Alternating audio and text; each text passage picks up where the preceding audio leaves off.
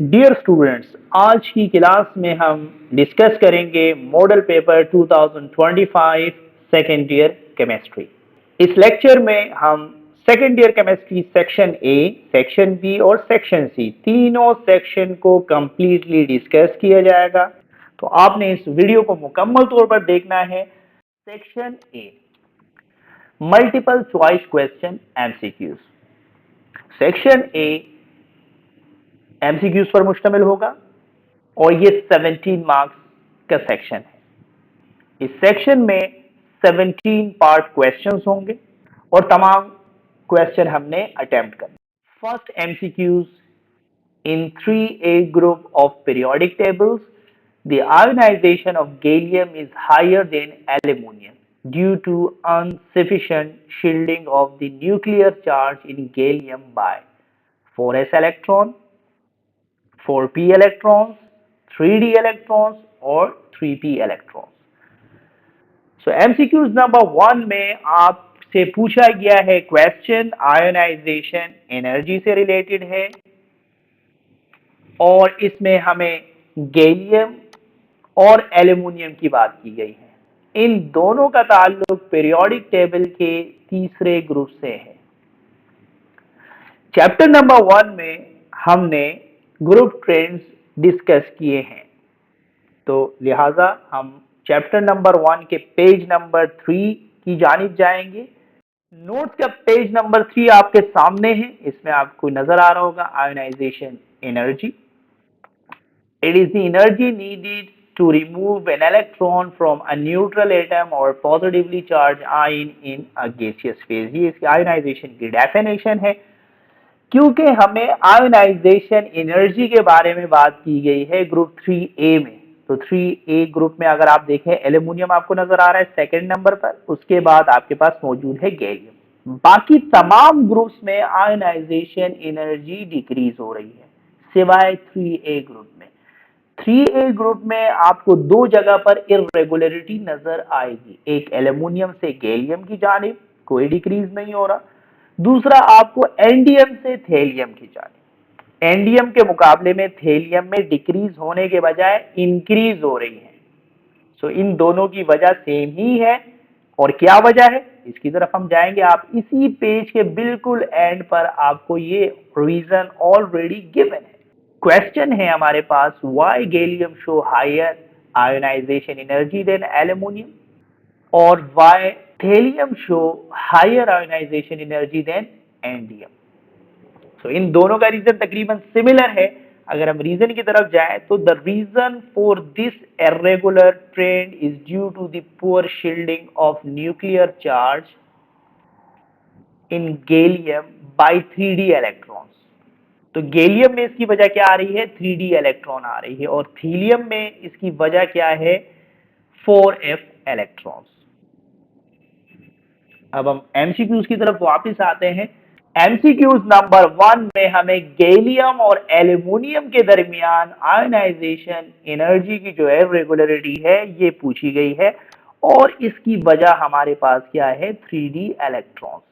अगर यहाँ थेलियम और एंडियम होता तो फिर उसकी वजह 4f इलेक्ट्रॉन्स होते।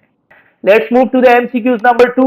This metal is essential for growth of bones and teeth. Calcium, magnesium, sodium, potassium.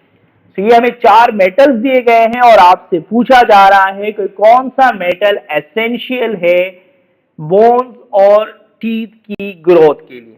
तो जैसे कि हम जानते हैं कि 90% of the bones consist of calcium metal. तो बेसिकली हमारे पास जितने भी बोन्स हैं उनका स्ट्रक्चर, जो हार्ड बोन्स है, तमाम हार्ड बोन का स्ट्रक्चर कैल्शियम से बना हुआ होता है। सो कैल्शियम एसेंशियल या मेन एलिमेंट्स हैं बोन्स का। MCQs number 3, the boiling point in viscosity of H2SO4 is high because it is strong oxidizing agent, it is highly volatile, it has strong hydrogen bonding, it forms stable sulfur oxygen bond। हमसे इस MCQs number 3 में पूछा जा रहा है कि H2SO4 की viscosity क्यों ज्यादा है और ज्यादा होने की वजह जो है ये ऑप्शन 3 है हमारे पास, it has a strong hydrogen bonding, क्योंकि ये वाहिद फैक्टर है जो विस्कोसिटी को अफेक्ट कर रहा है। और ये हमने फर्स्ट ईयर में भी लिक्विड चैप्टर में डिस्कस किया था कि विस्कोसिटी के ऊपर सिर्फ यहाँ hydrogen bonding and intermolecular attraction का असर होता है। सो यहाँ हमारे पास हाइड्रोजन बॉन्डिंग मौजूद है जो कि a kind of intermolecular attraction है। अगर किसी लिक्विड में हाइड्रोजन बॉन्डिंग स्ट्रॉन्ग होगी तो उसकी विस्कोसिटी भी ज्यादा होगी और उसका बॉइलिंग पॉइंट भी ज्यादा होगा। MCQs number 4. The coordination number of platinum in complex is, हमें कॉम्प्लेक्स दिया गया है प्लेटिनियम का इथिलीन डाइअमाइन के साथ, और इसमें हमने प्लेटिनियम का कोऑर्डिनेशन नंबर बताना है। तो डियर स्टूडेंट, चैप्टर नंबर 2 में हमने IUPAC naming of coordination complexes discuss किए थे। तो उसमें हम दो तरह का नंबर डिस्कस किया था हमने। एक था हमारे पास ऑक्सीडेशन नंबर और दूसरा था कोऑर्डिनेशन नंबर।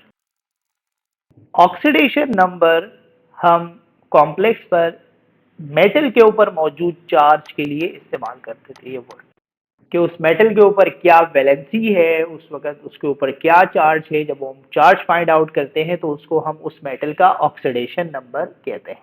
कोऑर्डिनेशन नंबर को हम डिफाइन करते हैं कि attachment of ligand to the central atom और मेटल। कॉम्प्लेक्स में प्लेटिनियम के साथ 3 इथिलीन डाइअमाइन मौजूद है। अब इथिलीन डाइअमाइन क्योंकि यहाँ लिगेंड्स के तौर पर यूज हो रहा है, और जो आपको लिस्ट प्रोवाइड की गई है यूनिट नंबर 2 में लिगेंड्स की, तो उस लिस्ट के मुताबिक EN यानी इथिलीन डाइअमाइन बाइडेंटेट लिगेंड है। बाइडेंटेट का मतलब है दो कोऑर्डिनेट बॉन्ड बनाएगा, यानी एक इथिलीन दो बॉन्ड से प्लेटिनियम के साथ जुड़ा होगा। अब मजीद हम इसकी अटैचमेंट समझने के लिए इसी कॉम्प्लेक्स का स्ट्रक्चर भी आपको ड्रॉ करवा देते हैं। डियर स्टूडेंट्स, ये हमारे पास एक इमेजिनरी स्ट्रक्चर है, रियल स्ट्रक्चर नहीं है। सो एक प्लेटिनियम, इस कॉम्प्लेक्स में एक प्लेटिनियम के साथ 3 इथिलीन डाइअमाइन मौजूद। जैसे कि हमारी इंफॉर्मेशन है कि इथिलीन डाइअमाइन बाइडेंटेट लिगेंड है, तो इस तरह से एक इथिलीन डाइअमाइन प्लेटिनियम के साथ दो बॉन्ड बनाएगा। इसी तरह से तमाम इथिलीन डाइअमाइन दो बॉन्ड बनाएंगे प्लेटिनियम के साथ। तो अब आप यहां पर अगर आप देखें इस कॉम्प्लेक्स में, तो एक प्लेटिनियम का जो कोऑर्डिनेशन नंबर है वो 6 होगा, यानी वो 6 बॉन्ड से जुड़ा हुआ होगा लिगेंड के साथ। तो कितने बॉन्ड के साथ वो लिगेंड के साथ अटैच है कोई भी मेटल, ये उसका कोऑर्डिनेशन नंबर कहलाता है। तो यहाँ पर जो राइट आंसर है वो हमारे पास 6 होगा। MCQs number 5. This metal has maximum number of unpaired electron in 3D orbitals. Copper, manganese, cobalt, iron. चार मेटल्स दिए गए हैं MCQs नंबर 5 में, और हमसे पूछा जा रहा है कि maximum number of unpaired electron 3D orbital में किसके पास होंगे। तो अनपेयर्ड इलेक्ट्रॉन मालूम करने के लिए हम पहले इन तमाम मेटल्स के लिए इलेक्ट्रॉनिक कॉन्फ़िगरेशन लिखें। इलेक्ट्रॉनिक कॉन्फ़िगरेशन लिखने के लिए हमारे पास एटॉमिक नंबर का होना जरूरी है। तो कॉपर का एटॉमिक नंबर है 29, मैग्नीज का एटॉमिक नंबर 25 है, कोबाल्ट का एटॉमिक नंबर 27 है, और आयरन का एटॉमिक नंबर 26। तो ये हमारे पास एटॉमिक नंबर्स मौजूद है इन एटम्स के। अब इसी को देखकर हम इनकी इलेक्ट्रॉनिक कॉन्फ़िगरेशन लिखें।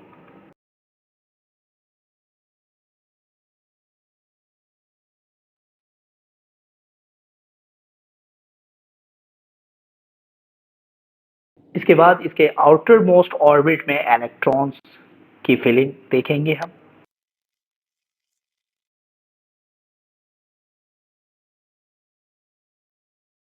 कॉपर में अगर आप देखें एक अनपेयर्ड इलेक्ट्रॉन मौजूद है, मैग्नीज में आपके पास 5 अनपेयर्ड इलेक्ट्रॉन मौजूद हैं, कोबाल्ट में आपके पास 3 अनपेयर्ड इलेक्ट्रॉन है और आयरन में आपके पास 4 अनपेयर्ड इलेक्ट्रॉन मौजूद हैं। तो ज्यादा अनपेयर्ड इलेक्ट्रॉन की बात की गई है यहाँ पर। सबसे ज्यादा अनपेयर्ड इलेक्ट्रॉन मैग्नीज में मौजूद है। सो राइट ऑप्शन यहाँ पर इस एमसीक्यूज का होगा हमारे पास Mn। MCQs number 6. The journal formula of the homologous series of cycloalkane is।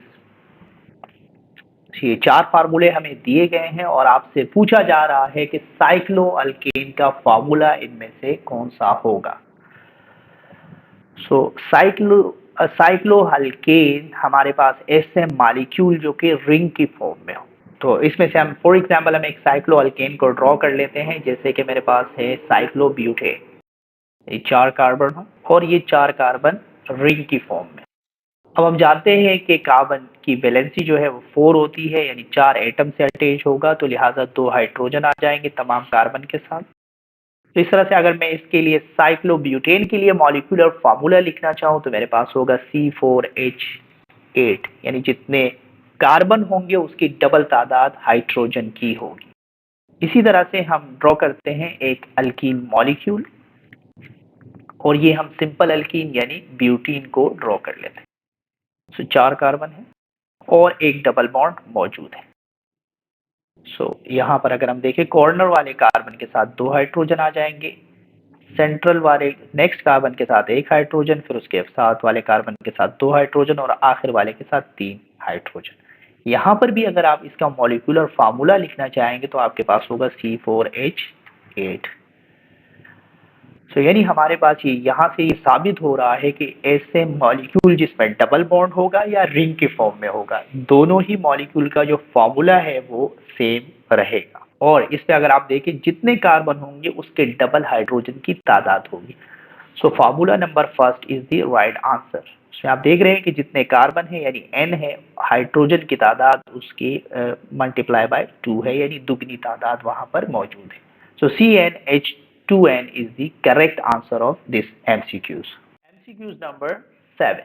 The final product obtained when hydrogen bromide HBr is added to in ethyne molecule. Ethyne molecule में HBr की addition के नतीजे में final product क्या होगा, ये question हमसे पूछा जा रहा है।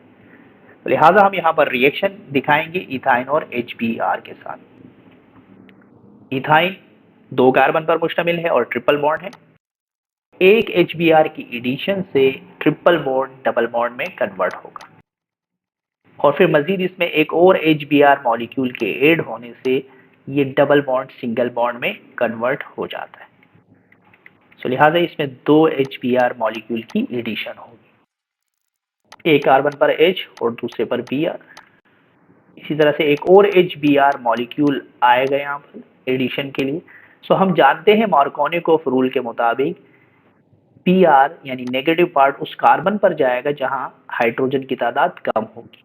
जैसे यहाँ इस कार्बन पर 1 हाइड्रोजन मौजूद है, दूसरे कार्बन पर 2 हाइड्रोजन मौजूद है, तो Pr उस कार्बन के साथ जुड़ेगा, नेगेटिव पार्ट उस कार्बन के साथ जुड़ेगा जहां हाइड्रोजन की तादाद कम होगी। ये हमारे पास फाइनल प्रोडक्ट हासिल होगा और इसका नाम होगा 1,1 डाइब्रोमो इथेन, यानी option C is the correct option. 1,1 dibromo ethane, ये हमारे पास करेक्ट ऑप्शन होगा इसका। MCQs number 8. The sooty flame observed when benzene. MCQs number 8. The sooty flame observed when benzene burn is due to high percentage of carbon atom, low molecular weight, high percentage of hydrogen atom, high density of benzene. हमसे पूछा जा रहा है कि benzene को जलाने से सूटी फ्लेम प्रोड्यूस हो रहा है, उसकी वजह क्या है। बेसिकली इसकी वजह समझने के लिए हम इसका रिएक्शन लिखेंगे। बेंजीन का फार्मूला होता है C6H6, तो उसको ऑक्सीजन की मौजूदगी में जलाया जाता है, इसके नतीजे में वाटर हासिल होता है और कार्बन, फ्री कार्बन हमें हासिल हो रहा होता है, जिसकी वजह से फ्लेम जो है वो सूटी फ्लेम यहाँ पर प्रोड्यूस होता है। तो इसका राइट आंसर होगा high percentage of carbon atom, क्योंकि बेंजीन में बाकी ऑर्गेनिक मॉलिक्यूल्स के मुकाबले में कार्बन की परसेंटेज ज्यादा होती है, तो इसी वजह से हमें इसमें पार्शियल कंबशन हो रही होती है और कार्बन की तादाद मिल रही होती है कंबशन के नतीजे में। तो इसी वजह से जो फ्लेम होता है वो सूटी फ्लेम यहाँ पर ऑब्जर्व होता है। MCQs number 9, the carbon of aldehyde is sp hybridized, sp2 hybridized, sp3 hybridized and dsp3 hybridized. So carbonyl carbon aldehyde में उसकी हाइब्रिडाइजेशन क्या होगी? जैसे कि हम जानते हैं कि journal formula of aldehyde is C double bond O and H। ये फंक्शनल ग्रुप जिस मॉलिक्यूल में मौजूद होगा उसे हम एल्डिहाइड कहते हैं। अब यहाँ ये जो कार्बन है, इस कार्बन को या इस ग्रुप को हम कार्बोनाइल ग्रुप कहते हैं, और इसमें मौजूद जो कार्बन है इस कार्बन को कार्बोनाइल कार्बन कहा जाता है। सो आपसे यहाँ कार्बोनाइल कार्बन में कौन सी हाइब्रिडाइजेशन होगी ये पूछी जा रही है। डियर स्टूडेंट्स, हाइब्रिडाइजेशन बताने के लिए आपको एक ट्रिक जो है यहाँ पर मैं प्रोवाइड कर देता हूँ। जब कार्बन ट्रिपल बॉन्ड बनाता है तब उसकी हाइब्रिडाइजेशन sp होती है। अगर कार्बन डबल बॉन्ड बनाए तो उस वक्त कार्बन की हाइब्रिडाइजेशन होती है sp2, और अगर कार्बन तमाम ही बॉन्ड सिंगल बनाता है तो उस वक्त उसकी हाइब्रिडाइजेशन होती है sp3। सो कार्बन में तीनों तरह की हाइब्रिडाइजेशन पाई जाती है, sp hybridisation, sp2 and sp3, तीनों तरह की हाइब्रिडाइजेशन पाई जाती है। हाँ, ये जो लास्ट हाइब्रिडाइजेशन है ये कार्बन में नहीं पाई जाती। तो अब आप अगर कार्बोनाइल कार्बन को देखें, कार्बोनाइल कार्बन में डबल बॉन्ड मौजूद है, यानी कार्बोनाइल कार्बन डबल बॉन्ड बना रहा है ऑक्सीजन के साथ, तो इसलिए उसमें जो हाइब्रिडाइजेशन होगी वो आपके पास होगी sp2 हाइब्रिडाइजेशन। तो इस MCQs के लिए जो करेक्ट आंसर है वो sp2 हाइब्रिडाइज्ड है। MCQs number 10, Lucas reagent is a mixture of. इस MCQs में पूछा जा रहा है कि ल्यूकेस रिएजेंट किन चीजों का मिक्सचर है, तो इसे हम अल्कोहल की टेस्टिंग में हम इस्तेमाल करते हैं। अल्कोहल वाले चैप्टर में हमने इसको स्टडी किया था, और जिंक क्लोराइड NaCl पर मुश्तमिल होता है। ल्यूकेस रिएजेंट जिंक क्लोराइड NaCl पर मुश्तमिल होता है, तो लिहाजा इस MCQs का जो राइट आंसर है it is zinc chloride NaCl and it's a fix answer. ये आपने याद करने हैं इस तरह की इंफॉर्मेशन को। MCQs number 11. When a Grignard reagent reacts with ketone, it produces primary alcohol, secondary alcohol, tertiary alcohol and ester. तो MCQs नंबर 11 में हमें ग्रिग्नार्ड रिएजेंट का रिएक्शन करवाना है कीटोन के साथ, और इसके नतीजे में क्या प्रोडक्ट हासिल होगा वो हमें यहाँ पर इस MCQs में बताना है। तो इसके लिए हम रिएक्शन की तरफ बढ़ते हैं। डियर स्टूडेंट्स, हम जानते हैं कि ग्रिग्नार्ड रिएजेंट का फार्मूला है RMgX, और इसका रिएक्शन हमने करवाना है कीटोन के साथ। हम जानते हैं कि ग्रिग्नार्ड रिएजेंट का R कार्बोनाइल कार्बन के ऊपर अटैक करता है, जबकि Mg इस कार्बोनाइल ऑक्सीजन के साथ जुड़ जाता है और एक ट्रांजिशन स्टेट हासिल होती है।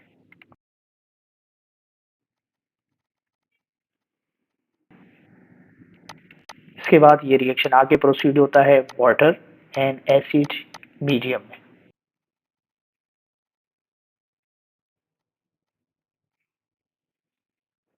और इस रिएक्शन के आखिर में हमें हासिल होता है थर्ड डिग्री अल्कोहल, यानी टर्शियरी अल्कोहल हमें इस रिएक्शन के आखिर में हासिल होगा। तो लिहाजा MCQs नंबर 11 का राइट आंसर होगा tertiary alcohol. MCQs number 12, an example of transport protein is albumin, haemoglobin, lipase, casein. तो हमें कुछ प्रोटीन्स दिए गए हैं और हमसे पूछा जा रहा है कि इसमें ट्रांसपोर्ट प्रोटीन का काम कौन करता है। जैसे कि हम जानते हैं कि रेड ब्लड सेल के ऊपर प्रोटीन मौजूद होते हैं और उन प्रोटीन्स को हम हीमोग्लोबिन कहते हैं, और ये हीमोग्लोबिन हमारे जिस्म में ऑक्सीजन के ट्रांसपोर्ट का काम करता है। So the right answer for the MCQs number 12 is haemoglobin. MCQs number 13. This compound among the following is known as oxime. So हमें चार कंपाउंड्स गिवन है और हमने बताना है कि इसमें से ऑक्साइम कौन सा मॉलिक्यूल है। फर्स्ट मॉलिक्यूल में दो नाइट्रोजन मौजूद है। अब जब दो नाइट्रोजन आ जाएंगे किसी भी मॉलिक्यूल में तो उसे हम हाइड्रोजन कहते हैं। तो ये हमारे पास हाइड्रोजन है। सेकेंड मॉलिक्यूल अगर हम देखें तो इस तरह का कोई मॉलिक्यूल ऑर्गेनिक केमिस्ट्री में एग्जिस्ट नहीं करता जो आपके कोर्स है उसमें। थर्ड वन जो है इसमें नाइट्रोजन भी है और OH भी मौजूद है। तो इस तरह के मॉलिक्यूल को हम कहते हैं ऑक्साइड। सो ऑक्साइड में आपके पास नाइट्रोजन और OH मौजूद होगा। थर्ड वन यहाँ फोर्थ वन लास्ट में अगर आप देखें आपके पास जो मॉलिक्यूल है इसे हम साइनोहाइड्रिन कहते हैं।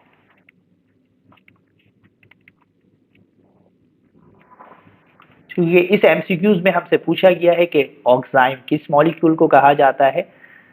सो थर्ड ऑप्शन जो है ये हमारे पास राइट ऑप्शन होगा। इस मॉलिक्यूल को हम ऑक्साइड कहते हैं। तो इस ऑर्गेनिक केमिस्ट्री में आपको तमाम कंपाउंड्स के जनरल नाम याद होने चाहिए। तो एमसीक्यूज में ये आपसे पूछे जा सकते हैं। MCQs number 14, anti malarial drugs among the following is. ये आपको 4 ड्रग्स के नाम दिए गए हैं और उसमें आपसे पूछा जा रहा है कि किस ड्रग को as a anti malarial drug इस्तेमाल किया जाता है। तो क्लोरोक्विनिन ये एक मशहूर ड्रग है, मलेरिया के खिलाफ इसको बहुत ज्यादा इस्तेमाल किया जाता है। MCQs number 15, ozone is destroyed by sulfur dioxide, carbon dioxide, chlorofluorocarbon, hydrofluorocarbon. So chlorofluorocarbon ये एक ऐसा मॉलिक्यूल था जो कि फोटो डिग्रेडेबल है। लाइट की वजह से टूटने के नतीजे में क्लोरीन फ्री रेडिकल प्रोड्यूस होते हैं जिसकी वजह से ओजोन लेयर की डिस्ट्रक्शन होती है। सो राइट आंसर इस एमसीक्यूज के लिए होगा क्लोरोफ्लोरोकार्बन, CFC। एमसीक्यूज नंबर 16 है, the IUPAC name for formic acid is. Formic acid का नाम बताना है हमने यहाँ पर। सबसे पहले हम फॉर्मिक एसिड का फार्मूला लिख लेते हैं। अब क्योंकि फॉर्मिक एसिड में एक कार्बन मौजूद है तो यहां हम मीथ लगाएंगे एक कार्बन के लिए और एसिडिक ग्रुप के लिए हम ओइक एसिड लगाते हैं। So the name IUPAC name of the formic acid is methanoic acid. So ये सेकंड ऑप्शन जो आपको गिवन है इस एमसीक्यूज में ये आपके पास राइट आंसर होगा। Last MCQs, the pH of acid rain is between 7 to 8, between 6 to 7, below 5 and above 8। हमारे कोर्स के मुताबिक pH एसिड रेन की बिलो 5 होगी। सो करेक्ट आंसर इस एमसीक्यूज का होगा below 5। Section B, short answer question. इस सेक्शन के टोटल मार्क्स 36 हैं। इस सेक्शन में हमें 9 पार्ट यानी 9 क्वेश्चन को अटेम्प्ट करना है जिसमें से 4 question in organic general chemistry में से करने हैं जबकि 5 क्वेश्चन हमें ऑर्गेनिक केमिस्ट्री के सेक्शन में से करने हैं। यानी टोटल हमें 9 क्वेश्चन का जवाब देना है जिसमें से 4 सवालात इन ऑर्गेनिक जर्नल केमिस्ट्री में से होंगे जबकि 5 सवालात ऑर्गेनिक केमिस्ट्री के सेक्शन में से होंगे और तमाम क्वेश्चन के मार्क्स इक्वल होंगे और एक क्वेश्चन 4 मार्क्स का होगा इस सेक्शन में। सबसे पहले हम अटेम्प्ट करेंगे इन ऑर्गेनिक जर्नल केमिस्ट्री के क्वेश्चंस को।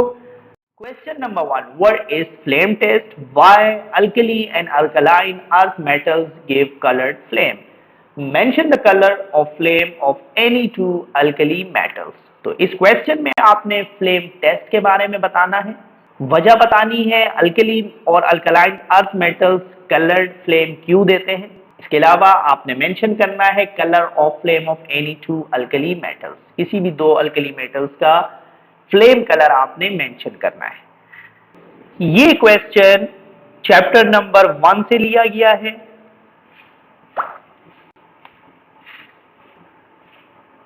जबकि इसका आंसर आपके नोट्स के पेज नंबर 9 पर मिलेगा।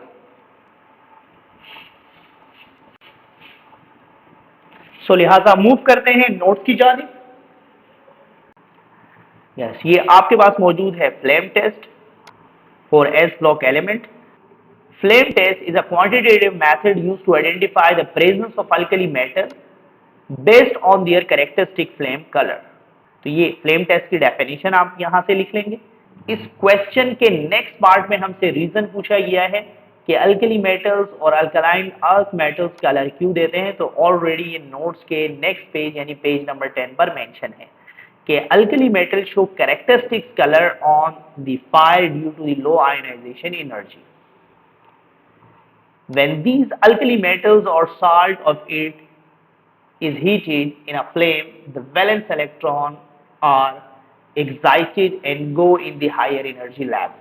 This electron, upon returning to the lower energy orbital, release energy in the form of light of a specific color, which can be observed as a color flame.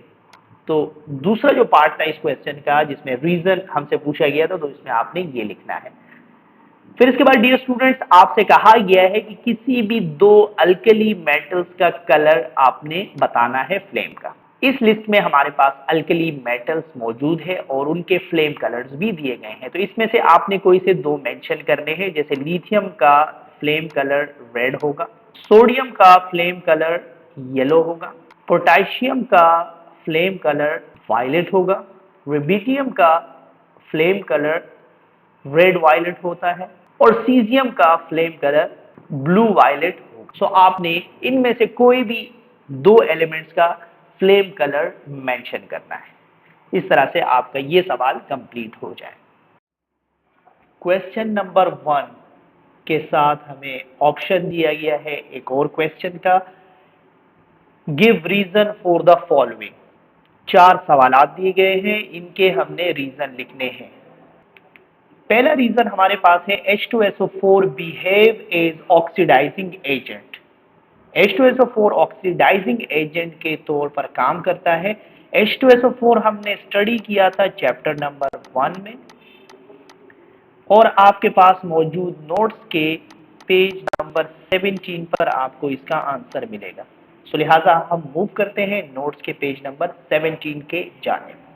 H2SO4 की properties में हमें इसका answer मिलेगा। Second property है हमारे पास H2SO4 की as an oxidising agent.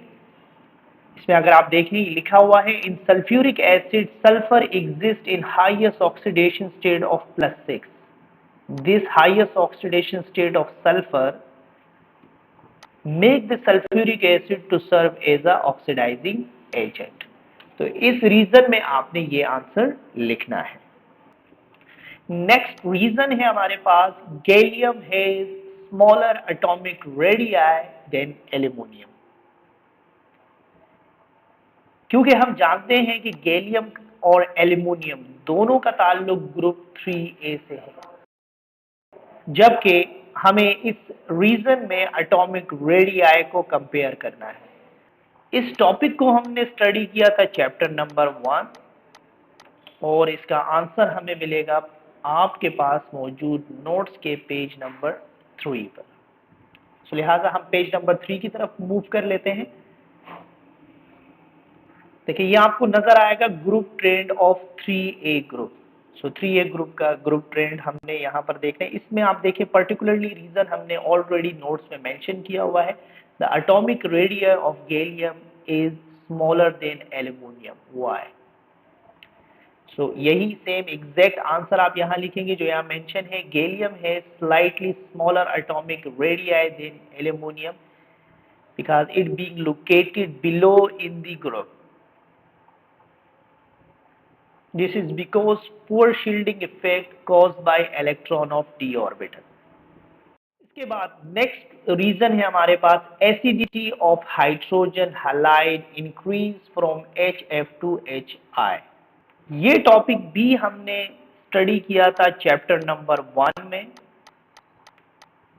और आपके पास मौजूद नोट्स के पेज नंबर 14 पर आपको इसका आंसर मिलेगा। सो हम पेज नंबर 14 की जानिब मूव करेंगे। इस रीजन का आंसर हम यहां से लिखेंगे कि the increasing order of acidity of hydrogen halide depend on their bond energy. Since the bond energy of HI is the smallest, it can easily donate a proton and serve as a strong acid compared to other halogen acid.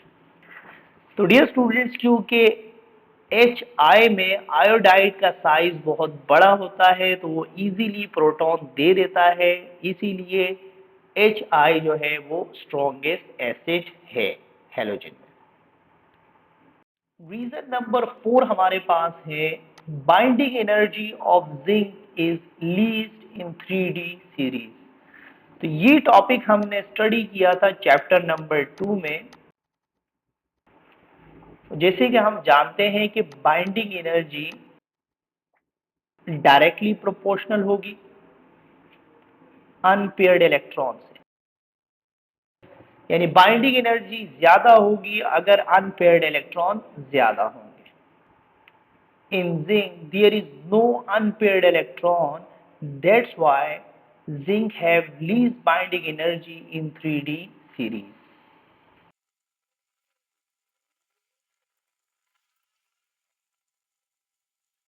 Question number 2, write the IUPAC name of the following. तो ये हमें 4 complexes दिए गए हैं इस question में और इन चारों के हमने नाम लिखने हैं। आयुपिक नेमिंग ऑफ कॉम्प्लेक्सेस ये हमने चैप्टर नंबर 2 में डिटेल में स्टडी किया है। तो इन चारों के हम नाम लिख देते हैं।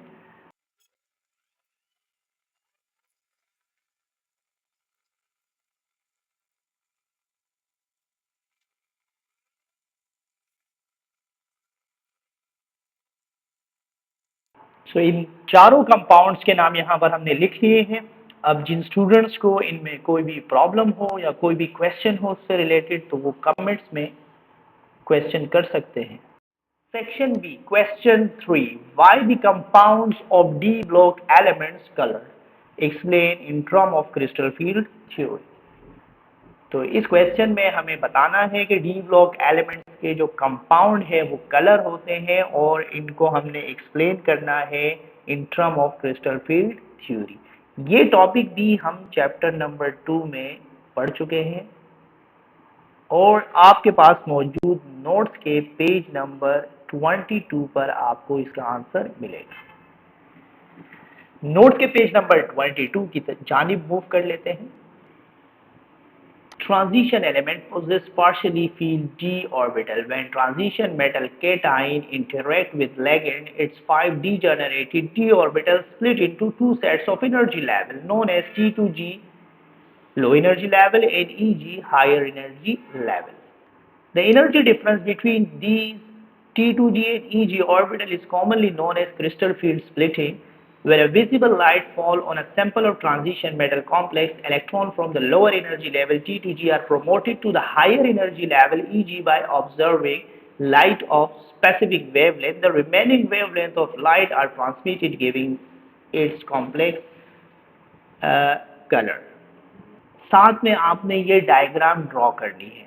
इस डायग्राम में आप देख रहे होंगे कि 3D orbital in free ionic form, जब ये इंटरेक्ट होता है 3D orbital rise in octahedral ligand field. जब ये लेगेंड के पास आता है तो इस डी ऑर्बिटल की एनर्जी हाई हो जाती है, ज्यादा हो गई, और एनर्जी ज्यादा होने की वजह से अब ये स्प्लिट हो जाता है टू डिफरेंट एनर्जीज में। EG ज्यादा एनर्जी ऊपर है और T2G नीचे है, इसकी एनर्जी कम है। और अब जब यहाँ इलेक्ट्रॉनों की ट्रांजिशन होती है तो इस ट्रांजिशन की वजह से हमें डी ब्लॉक के जो कॉम्प्लेक्सेस है या जो कंपाउंड है वो कलर नजर आते हैं। Question 4, describe how 99.99% pure copper is obtained from copper matte. तो ये हमने मेटलर्जी ऑफ कॉपर के टॉपिक से लिया गया ये सवाल, और ये भी हमने चैप्टर नंबर 2 में स्टडी किया था और इसका आंसर आपके पास मौजूद नोट्स के पेज नंबर 26 पर आपको मिलेगा। सो नोट्स की तरफ मूव कर लेते हैं। पेज नंबर 26 पर मेटलर्जी ऑफ कॉपर का स्टेप नंबर 4 स्मेल्टिंग। स्मेल्टिंग के लास्ट में हमें जो मिक्सचर हासिल होता है उसे हम मेट कहते हैं, और इस क्वेश्चन में आपको कॉपर को ऑब्टेन करना है मेट में से। तो इस क्वेश्चन के आंसर में हम लिखेंगे स्टेप नंबर 5 डिस्मिराइजेशन। कंप्लीटली हमने इस स्टेप को लिखना है। अच्छा, इसमें आप देख रहे हैं कि आखिर में आपको 98% प्योर कॉपर हासिल हो रहा है। जबकि क्वेश्चन में आपसे कहा जा रहा है कि हमें 99.99% कॉपर हासिल करना है और 99.99% प्योर कॉपर इलेक्ट्रोलाइटिक रिफाइनिंग के नतीजे में ही हासिल होता है। तो आपने इस क्वेश्चन में ये दोनों स्टेप लिखने हैं। आपने इसमें बिस्मिलाइजेशन भी लिखना है और इलेक्ट्रोलाइटिक रिफाइन भी लिखना है। Question number 5. Describe the preparation and uses of nylon and polyvinyl chloride. इस क्वेश्चन में आपने इन दो कंपाउंड्स की प्रिपरेशन और इनके यूजेस आपने बताने हैं। ये टॉपिक हमने स्टडी किया था चैप्टर नंबर 11 में और आपके नोट्स के पेज नंबर 31 पर आपको इसका आंसर मिलेगा। तो लिहाजा हम नोट्स की तरफ मूव करते हैं। पेज नंबर 31 पर आपको सिंथेटिक पॉलीमर का टॉपिक मिलेगा। इसी सिंथेटिक पॉलीमर के एग्जाम्पल्स में आप देखेंगे तो आपको ये दो टॉपिक्स मिलेंगे जो कि इस पेपर में आपसे पूछे गए। एक आपसे नायलॉन पूछा गया और दूसरा पॉलीविनाइल क्लोराइड। तो नंबर 1 हमारे पास है पीवीसी पॉलीविनाइल क्लोराइड। इसकी प्रिपरेशन आपने सिर्फ लिखनी है। प्रिपरेशन के साथ आप ये रिएक्शन भी लिखेंगे और फाइनली आपने इसका यूज लिखना है। यहाँ बहुत सारे यूज है, आपने इसमें से कोई एक यूज लिखना है। सिमिलरली नेक्स्ट टॉपिक इसी में हमारे पास नायलॉन है। आपने नायलॉन की प्रिपरेशन लिखनी है।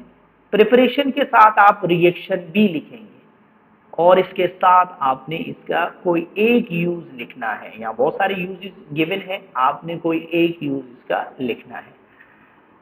तो ये दोनों आपके पास नायलॉन एंड पीवीसी आपको नोट्स के पेज नंबर 31 एंड 32 पर मिलेगा। प्रिपरेशन लिखनी है और यूज लिखना है। प्रिपरेशन के साथ आप रिएक्शन भी लिखेंगे। Question number 6. What are greenhouse gases? Explain greenhouse effect. So greenhouse gas क्या है इसके बारे में बताना है और greenhouse effect को हमने एक्सप्लेन करना है। ये टॉपिक हमने डिस्कस किया था चैप्टर नंबर 12 एनवायरमेंटल केमिस्ट्री में और आपके पास मौजूद नोट्स के पेज नंबर 36 पर आपको इसका आंसर मिलेगा। तो नोट्स की जानिब मूव करते हैं। पेज नंबर 36 के स्टार्टिंग में ग्रीन हाउस गैसेस की हेडिंग है, आपने ये सारा लिखना है इसमें। इसके अलावा ग्रीन हाउस इफेक्ट क्या है और क्या वजूहात होते हैं ग्रीन हाउस इफेक्ट के, वो यहां पर आपने लिखने हैं।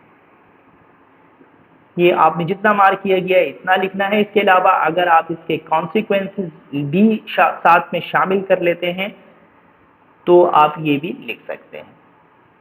तो ग्रीन हाउस गैसेस क्या है, ये ग्रीन हाउस इफेक्ट क्या है और इसमें दो सब हेडिंग है, causes of greenhouse effect and consequences of greenhouse effect. इसी सेक्शन में last question number 7, define the following: catalytic converter, chelates, diagonal relationship, antipyretic medicine. तो ये मुख्तलिफ चैप्टर से ये लिए गए हैं। सबसे पहले हम देख लेते हैं कैटालाइटिक कन्वर्टर, चैप्टर नंबर 12 में है ये टॉपिक और ये आपको नोट्स के पेज नंबर 35 पर मिलेगा। तो यहाँ आपके पास है कि modern car engines are equipped with a catalytic converter.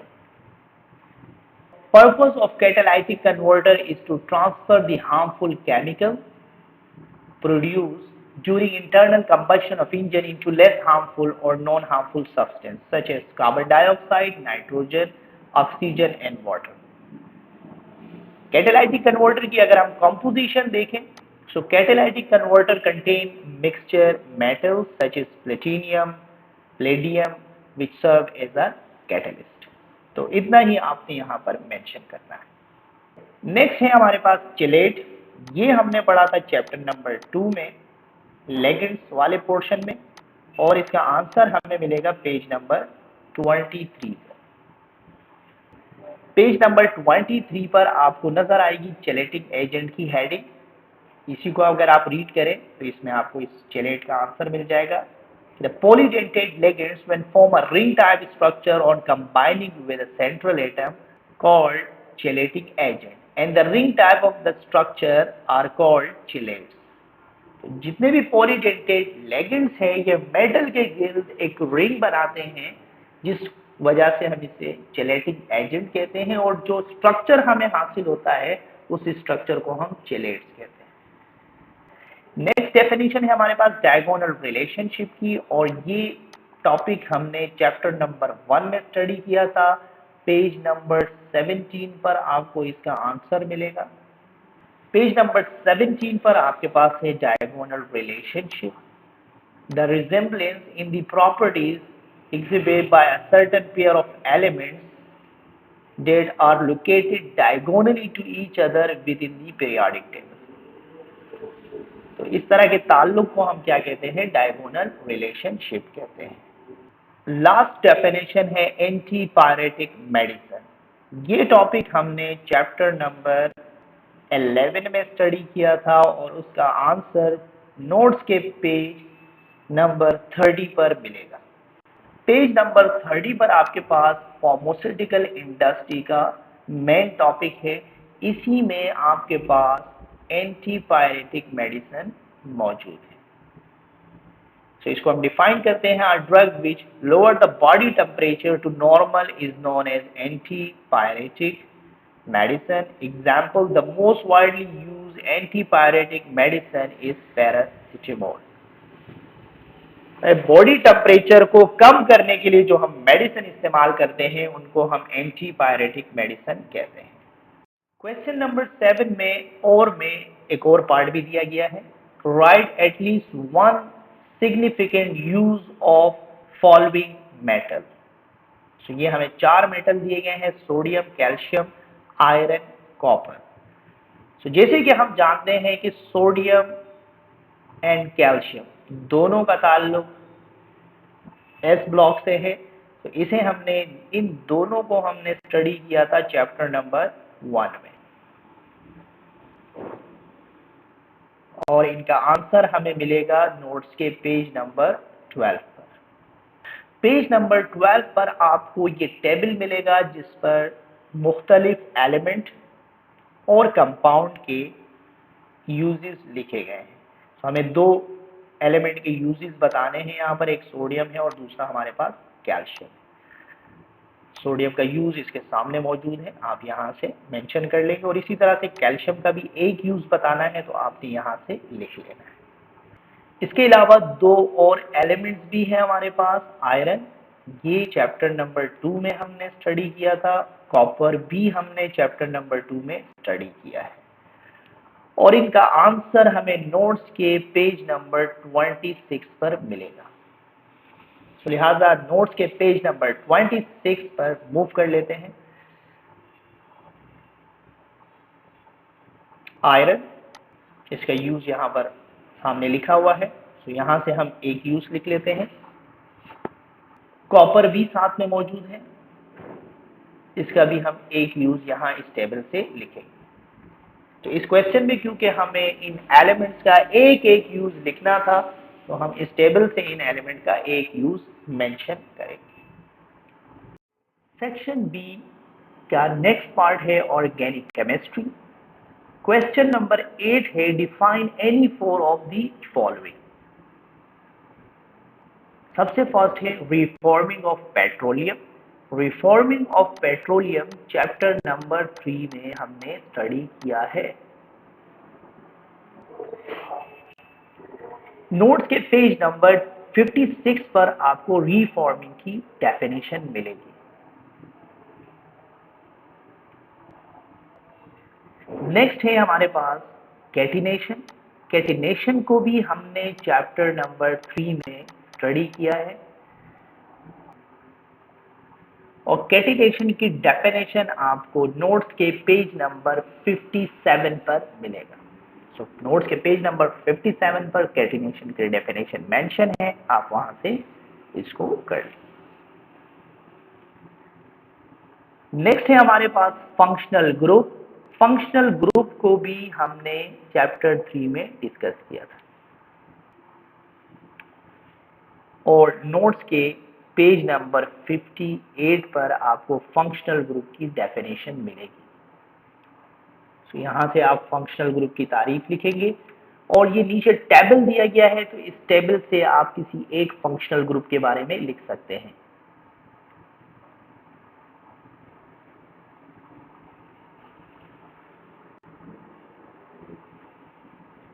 Next definition है हमारे पास होमोलोगस सीरीज।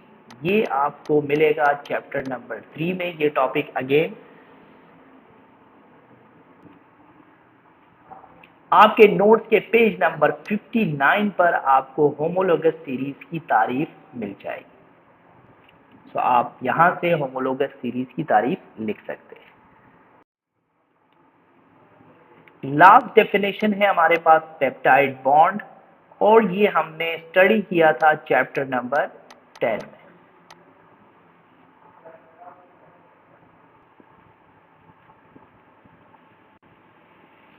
नोट्स के पेज नंबर 89 पर आपको पेप्टाइड बॉन्ड की डेफिनेशन मिलेगी। Amino acid in protein are joined together through an acid-amide group type of bond known as peptide bond.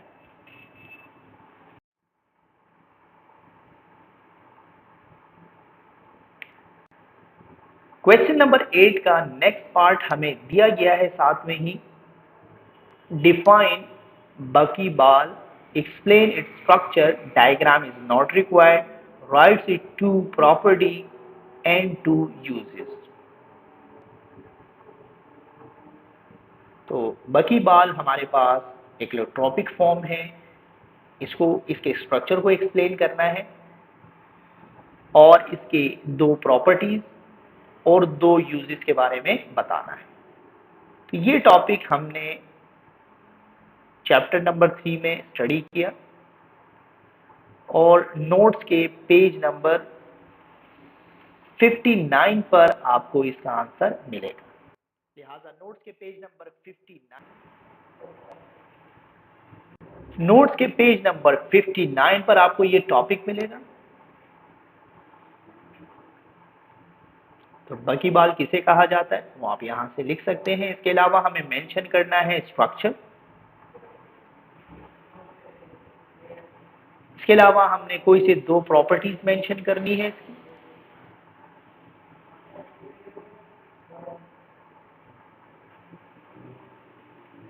और इसके हमने दो यूजेस बताने हैं। तो आपने स्ट्रक्चर बताना है, प्रॉपर्टीज दो बतानी है और दो यूजेस आपने यहां से बतानी है और ये आपको नोट्स के पेज नंबर 59 पर इसका आंसर मिल जाएगा।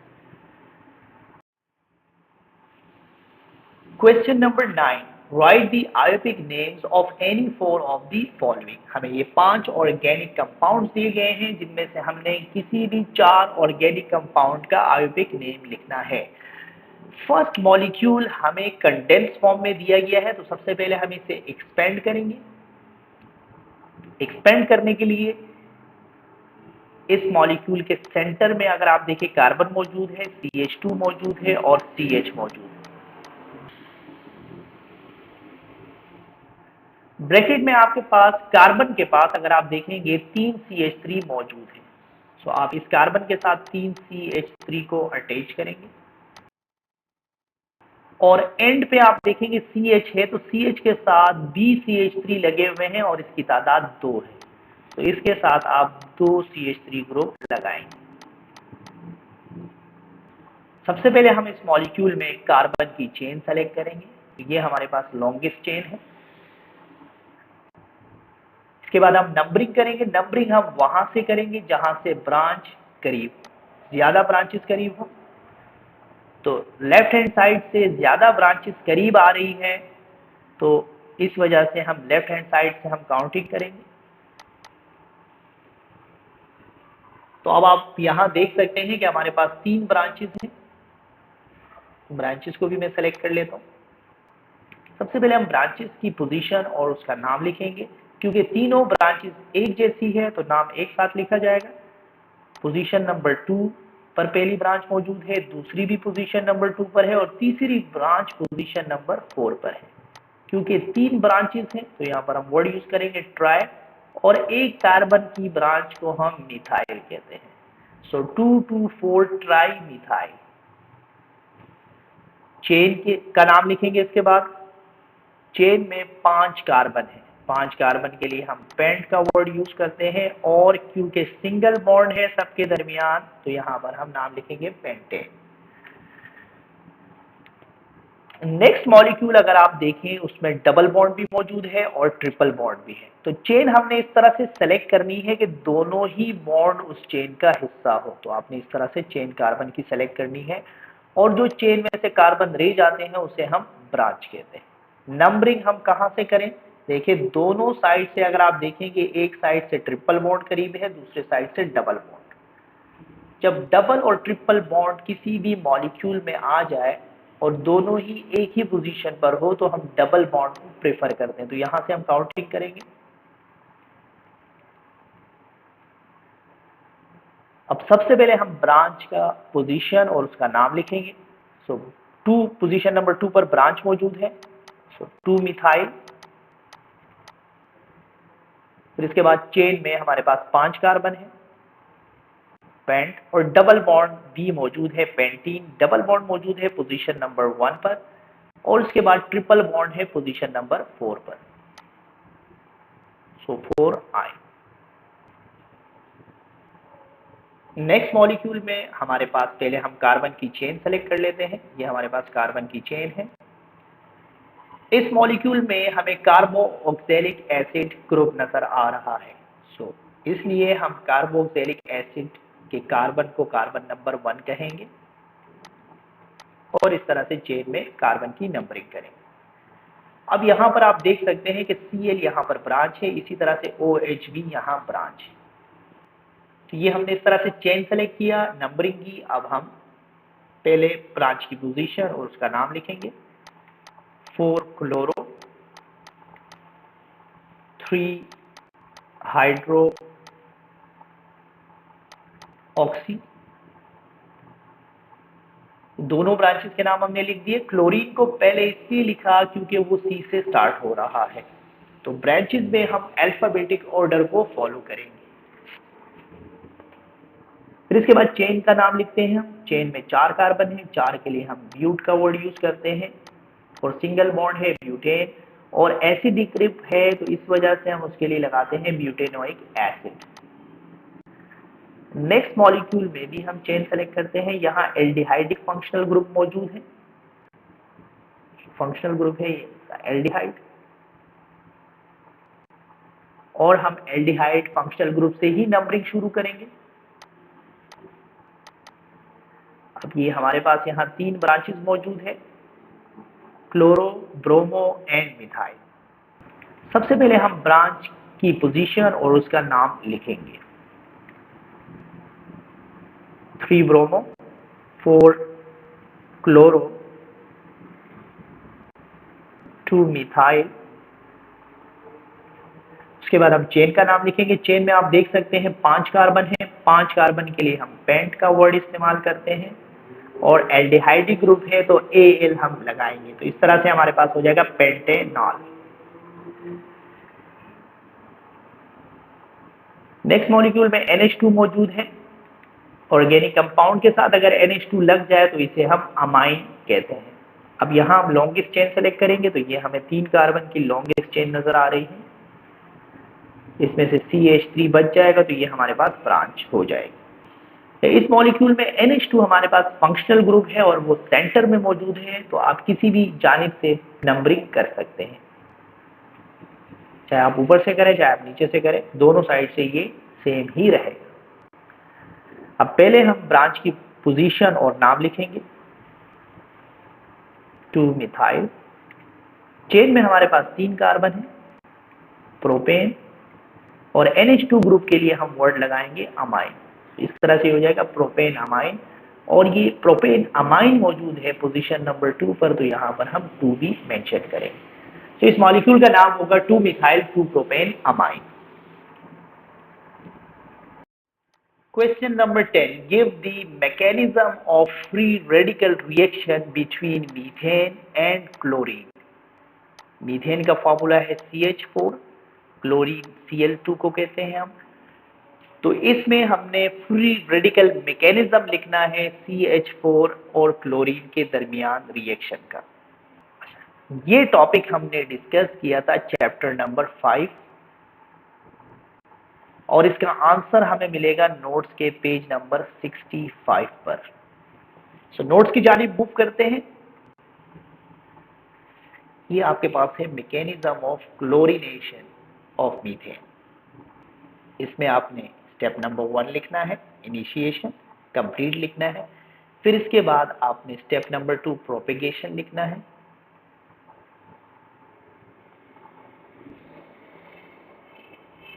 स्टेप नंबर 2 आप ये कंप्लीट करेंगे तो फिर आपके पास थर्ड स्टेप होगा टर्मिनेशन। सो टर्मिनेशन के स्टेप तक आपने इसको कंप्लीट करना है। पेज नंबर 65 पर आपके पास है फ्री रेडिकल मैकेनिज्म, जिसमें के 3 स्टेप्स हैं, इनिशिएशन, प्रोपेगेशन एंड टर्मिनेशन। आपने ये तीनों स्टेप इस क्वेश्चन में के आंसर में लिखने हैं। क्वेश्चन नंबर 11 दो पार्ट्स पर मुश्तमिल है। पार्ट ए है why terminal alkynes are acidic in nature, write one chemical reaction to support your answer. ये हमने पढ़ा था चैप्टर नंबर 5 में ये टॉपिक, और ये इसका आंसर आपको मिलेगा नोट्स के पेज नंबर 67 पर। सो नोट्स के पेज नंबर 67 की जानिब मूव करते हैं हम। ये आपके पास नजर आ रहा होगा पेज नंबर 67 पर एसिडिक प्रॉपर्टी ऑफ इथाइन। तो इसमें ये डिस्क्रिप्शन है, आपने ये डिस्क्रिप्शन लिखनी है कि ethyne show acidic property because it have high S character 50% in its hybridization. Therefore, they produce hydrogen ion during the reaction with base.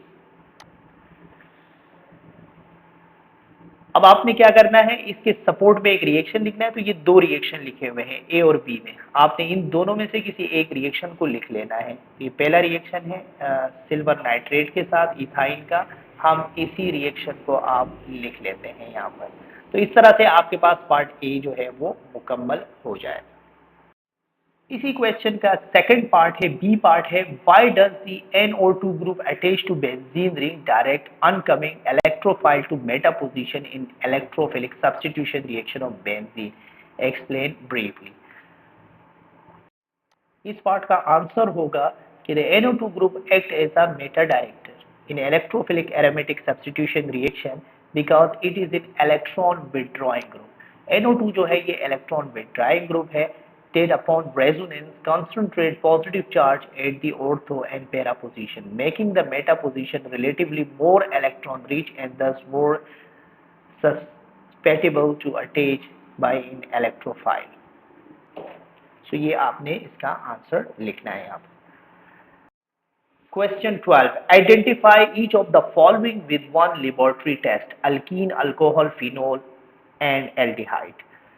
इस क्वेश्चन में हमें 4 कंपाउंड्स दिए गए हैं और हमें इन्हें एक वन लेबोरेटरी टेस्ट की मदद से आइडेंटिफाई करना है। यानी इन तमाम कंपाउंड्स के लिए हमने एक लेबोरेटरी टेस्ट लिखना है।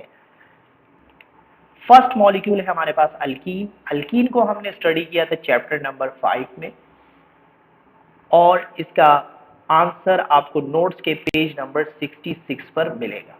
सो नोट्स के पेज नंबर 66 की जानिब मूव कर लेते हैं। नोट्स के पेज नंबर 66 पर आपके पास है reaction with Br water, test to differentiate between saturated and unsaturated, alkene and alkane, ethane and ethene. तो डबल बॉन्ड वाले कंपाउंड को आइडेंटिफाई करने के लिए हम अल्कीन का रिएक्शन करते हैं Br वाटर के साथ, जिसके नतीजे में हमें 2 ब्रोमो इथेनॉल ब्रोमोहाइड्रिन हासिल होता है। Ethene react with Br water and decolorize the yellow color of Br water। तो आपने ये रिएक्शन और नीचे जो ये वर्डिंग दी गई है आपने ये लिखना है। नेक्स्ट कंपाउंड है हमारे पास अल्कोहल, जिसे हमने स्टडी किया था चैप्टर नंबर 7 में, और आपके पास मौजूद नोट्स के पेज नंबर 82 पर इसका आंसर आपको मिल जाएगा। सो नोट्स के पेज नंबर 82 की तरफ बढ़ते हैं। So, ये आपके पास यहाँ पेज नंबर 82 पर test of identification of alcohol. तो अल्कोहल के आइडेंटिफिकेशन के दो टेस्ट मौजूद है, आपने इन दोनों में से कोई एक टेस्ट लिखना है। एक हमारे पास टेस्ट है सोडियम मेटल का और दूसरा हमारे पास है ईस्टर टेस्ट। तो इन दोनों टेस्ट में से कोई एक टेस्ट आपने यहाँ पर मेंशन करना होगा। थर्ड कंपाउंड हमारे पास है फिनोल। फिनोल भी चैप्टर नंबर 7 में हमने डिस्कस किया था और इसका आंसर भी नोट्स के पेज नंबर 82 पर आपको मिल जाएगा। सो नोट्स के पेज नंबर 82 की तरफ वापस चलते हैं। तो अल्कोहल के नीचे एग्जैक्टली आपके पास फिनोल मौजूद है। फिनोल के लिए भी हमें दो तरह के टेस्ट यहाँ पर दिए गए हैं, एक है फेरिक क्लोराइड टेस्ट और दूसरा हमारे पास है ब्रोमीन वाटर टेस्ट। तो इन दोनों टेस्ट में से कोई एक टेस्ट आपने यहाँ पर मेंशन करना है।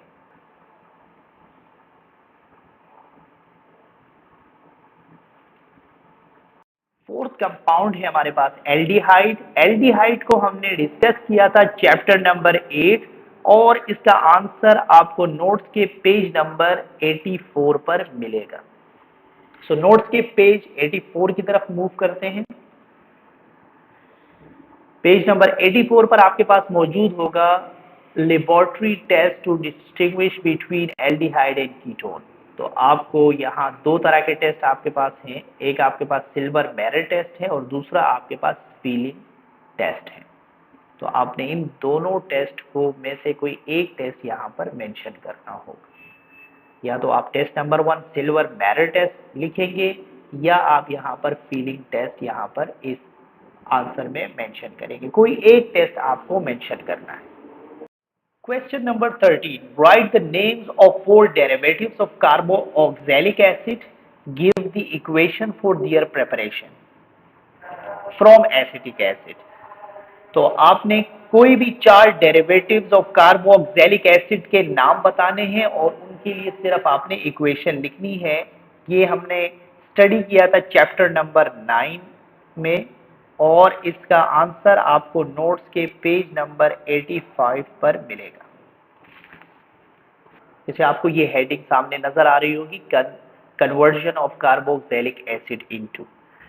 आपने चार डेरिवेटिव्स के नाम लिखने हैं। तो यहाँ एसाइल हैलाइड ये एक डेरिवेटिव है, इसी तरह से एसिड एनहाइड्राइड ये दूसरा डेरिवेटिव है, तीसरा हमारे पास है ईस्टर, फोर्थ हमारे पास है अमाइड, 5 है हमारे पास अल्कोहल, 6 है हमारे पास अल्केन। तो आपने इन तमाम में से चार के नाम लिखने हैं। टोटल यहाँ पर 6 नाम लिखे हुए, आपने 4 नाम लिखने हैं और फिर इनमें सबकी एक एक प्रिपरेशन यानी एक एक केमिकल इक्वेशन लिखना है। जैसे एसिड हैलाइड में आप ये 3 रिएक्शन से इनमें से कोई एक लिखेंगे, एसिड एनहाइड्राइड में से कोई एक रिएक्शन, एक ही रिएक्शन है आपने ये लिख देना है, ईस्टर में से भी आपने ये एक रिएक्शन लिख देना है और अमाइड का भी ये एक रिएक्शन लिखना है। तो इस सवाल में पहले आपने चार डेरिवेटिव्स के नाम लिखने हैं और फिर उनकी एक एक प्रिपरेशन इक्वेशन यहाँ पर लिखनी है जो कि आपको इस स्क्रीन पर भी नजर आ रही होगी। Question 14. Define amines. Why they are basic in nature. Write the chemical equation for the preparation of the following compound from an amine. Amide and diazonium salt. इस क्वेश्चन में आपने अमाइन को डिफाइन करना है, बेसिक नेचर बतानी है इसकी और केमिकल इक्वेशन लिखना है अमाइड की प्रिपरेशन का और डाइजोनियम सॉल्ट की प्रिपरेशन। ये टॉपिक हमने स्टडी किया था चैप्टर 6 में और आपके नोट्स के पेज नंबर 77 पर आपको इसका आंसर मिलेगा। तो हम नोट्स की जानिब मूव कर लेते हैं। नोट्स के पेज नंबर 77 पर आपको अमाइन नजर आ रहा है। अमाइन की तारीफ करनी है। Organic compound that contain nitrogen atom bonded to one और more alkyl group are known as amine. फिर इसके बाद आपने यहाँ रीजन लिखना है कि amine are reactive due to the presence of lone pair of electron और nitrogen atom and behave as a nucleophile और बेस। क्योंकि यहाँ पर ये जो रिएक्टिविटी रीजन है आपने यही लिखना है कि बेसिक नेचर और रिएक्टिविटी की वजह क्या है, क्योंकि नाइट्रोजन के पास लोन पेयर मौजूद होता है इलेक्ट्रॉन्स का। तो जिसकी वजह से अमाइन जो है वो बेसिक कैरेक्टरिस्टिक शो करती है। फिर इस क्वेश्चन का लास्ट पार्ट था कि आपने 2 कंपाउंड्स प्रिपेयर करने हैं। इस क्वेश्चन के लास्ट में आपने 2 कंपाउंड्स प्रिपेयर करने हैं, तो ये भी आपको दोनों ही इस चैप्टर के पेज नंबर 77 पर आपको मिल जाएंगे नोट्स में। सो हमने अमाइड प्रिपेयर करना है, अमाइड की प्रिपरेशन ये लिखी हुई, इसी तरह से डाइजोनियम सॉल्ट को हमने प्रिपेयर करना है अमाइन से, तो दोनों की ही प्रिपरेशन यहाँ पर मौजूद है।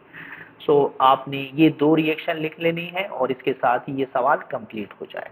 तो इस क्वेश्चन में हमें अमाइन को डिफाइन करना था, वो बेसिक नेचर क्यों है, क्योंकि लोन पेयर मौजूद है नाइट्रोजन के पास, तो इसी वजह से अमाइन जो है वो बेस के तौर पर एक्ट करता है। और इसके अलावा हमने अमाइड और डाइजोनियम सॉल्ट की प्रिपरेशन के इक्वेशंस लिखने थे। इसी सवाल में अगर आप देखें, आपको एक और पार्ट दिया गया है कि write names of 2 organometallic compound except Grignard reagent. Write the reaction of Grignard reagent with the following. Amine के साथ रिएक्शन बताना है एंड कार्बन डाइऑक्साइड के साथ। इस सवाल के 2 पार्ट थे। पहले पार्ट में हमें 2 ऑर्गेनोमेटेलिक कंपाउंड के नाम लिखने हैं ग्रिग्नार्ड रिएजेंट के अलावा, और इसके अलावा हमने इसके रिएक्शन लिखना है ग्रिग्नार्ड रिएजेंट का अमाइन के साथ और कार्बन डाइऑक्साइड के साथ। ये टॉपिक हमने चैप्टर नंबर 6 में पढ़ा था और इसका आंसर आपके पास मौजूद नोट्स के पेज नंबर 76 और 77 पर आपको मिलेगा। चलिए नोट्स की जानिब बढ़ते हैं। जैसे यहाँ लिखा हुआ है some important organometallic compounds, Grignard reagent के अलावा हमने नाम लिखने हैं, तो ये 2 नंबर वाला, 3 नंबर वाला और इसी तरह से 4 नंबर पे, ये तीनों में से आपने कोई 2 नाम लिखने हैं। इसके अलावा हमने यहाँ पर ग्रिग्नार्ड रिएजेंट का रिएक्शन लिखना है, रिएक्शन विद अमाइन। तो ये पहला रिएक्शन जो आपको टॉप पे नजर आ रहा है, मैं एरो से मार्क कर दे, तो ये रिएक्शन आपको reaction of Grignard reagent with primary amine, तो आपने ये रिएक्शन यहाँ पर लिखना है अमाइन के साथ ग्रिग्नार्ड रिएजेंट का रिएक्शन। और दूसरा रिएक्शन जो हम यहाँ पर लिखेंगे, हमसे पूछा गया है, वो है reaction of Grignard reagent with carbon dioxide. तो ये 2 रिएक्शन यहाँ पर आपने लिखने हैं इस सवाल।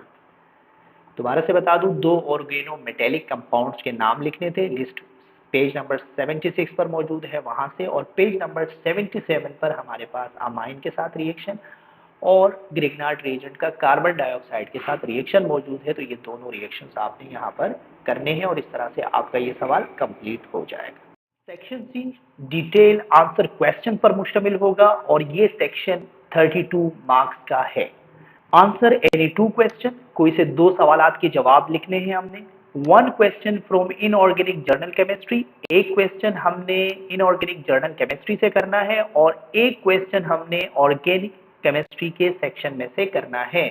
Both question carry equal marks, दोनों क्वेश्चंस के नंबर सेम होंगे। तो 2 सेक्शंस होंगे हमारे पास सेक्शन सी में, इनऑर्गेनिक और ऑर्गेनिक।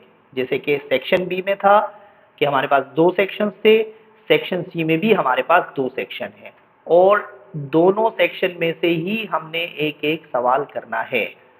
सो पहले हम अटेम्प्ट करते हैं इनऑर्गेनिक जर्नल केमिस्ट्री को। क्वेश्चन नंबर 3 है और इसका ए पार्ट है complete and balance the following chemical equations. तो ये हमें केमिकल इक्वेशंस दिए गए हैं 8 और इसको हमने कंप्लीट करना है और हर रिएक्शन का हमारे पास 1 मार्क्स होगा। सबसे पहले हम आइडेंटिफाई कर लेते हैं, 2 चैप्टर्स हैं हमारे पास, आपके पास इनऑर्गेनिक केमिस्ट्री के, जिसमें रिएक्शन मौजूद है, चैप्टर 1 एंड चैप्टर 2। तो इसको हम पहले आइडेंटिफाई कर लेते हैं कि ये किस चैप्टर के रिएक्शन है। पहला रिएक्शन ये भी आपके पास चैप्टर नंबर 1 का है, इसके सामने वाला रिएक्शन ये भी चैप्टर नंबर 1 का है, नीचे मौजूद जो रिएक्शन है ये भी चैप्टर नंबर 1 के ही है। पोटेशियम का रिएक्शन है ऑक्सीजन के साथ, ये भी चैप्टर नंबर 1 का है। मैग्नीज ये चैप्टर नंबर 2 में है और इसी तरह से पोटेशियम डाइक्रोमेट ये भी चैप्टर नंबर 2 का है और कॉपर जो है ये भी चैप्टर नंबर 2 का है। सो ये हमने इनके चैप्टर आइडेंटिफाई कर लिए हैं। अब हम इन रिएक्शंस को कंप्लीट करेंगे। फर्स्ट रिएक्शन कार्बन नाइट्रोजन के साथ, 3 कार्बन एटम नाइट्रोजन के 2 मोल्स के साथ रिएक्शन करेंगे और C3N4 बनेगा। इसी तरह से फॉस्फोरस, 4 एटम फॉस्फोरस के रिएक्शन करेंगे 3 ऑक्सीजन मॉलिक्यूल के साथ एंड P2O4 हासिल होगा, 2 मोल इसके हासिल होंगे। ब्लीचिंग पाउडर 2 मोल HCl के साथ रिएक्शन करेगा, कैल्शियम क्लोराइड हमें हासिल होगा,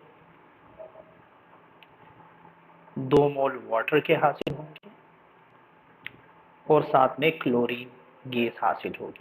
2 मोल सोडियम हाइड्रोक्साइड के रिएक्शन करेंगे जिंक के साथ, सोडियम जिंकेट हासिल होता है और साथ में हाइड्रोजन गैस प्रोड्यूस होती है। 1 मोल पोटेशियम 1 मोल ऑक्सीजन के साथ रिएक्शन करता है, KO2 बनाता है।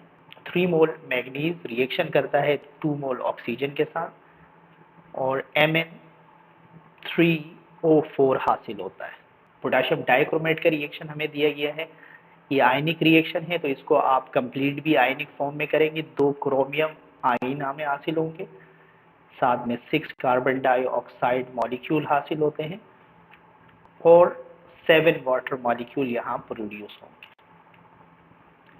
इसी तरह से कॉपर 4 मोल नाइट्रिक एसिड के साथ रिएक्शन करता है, कॉपर नाइट्रेट हासिल होता है,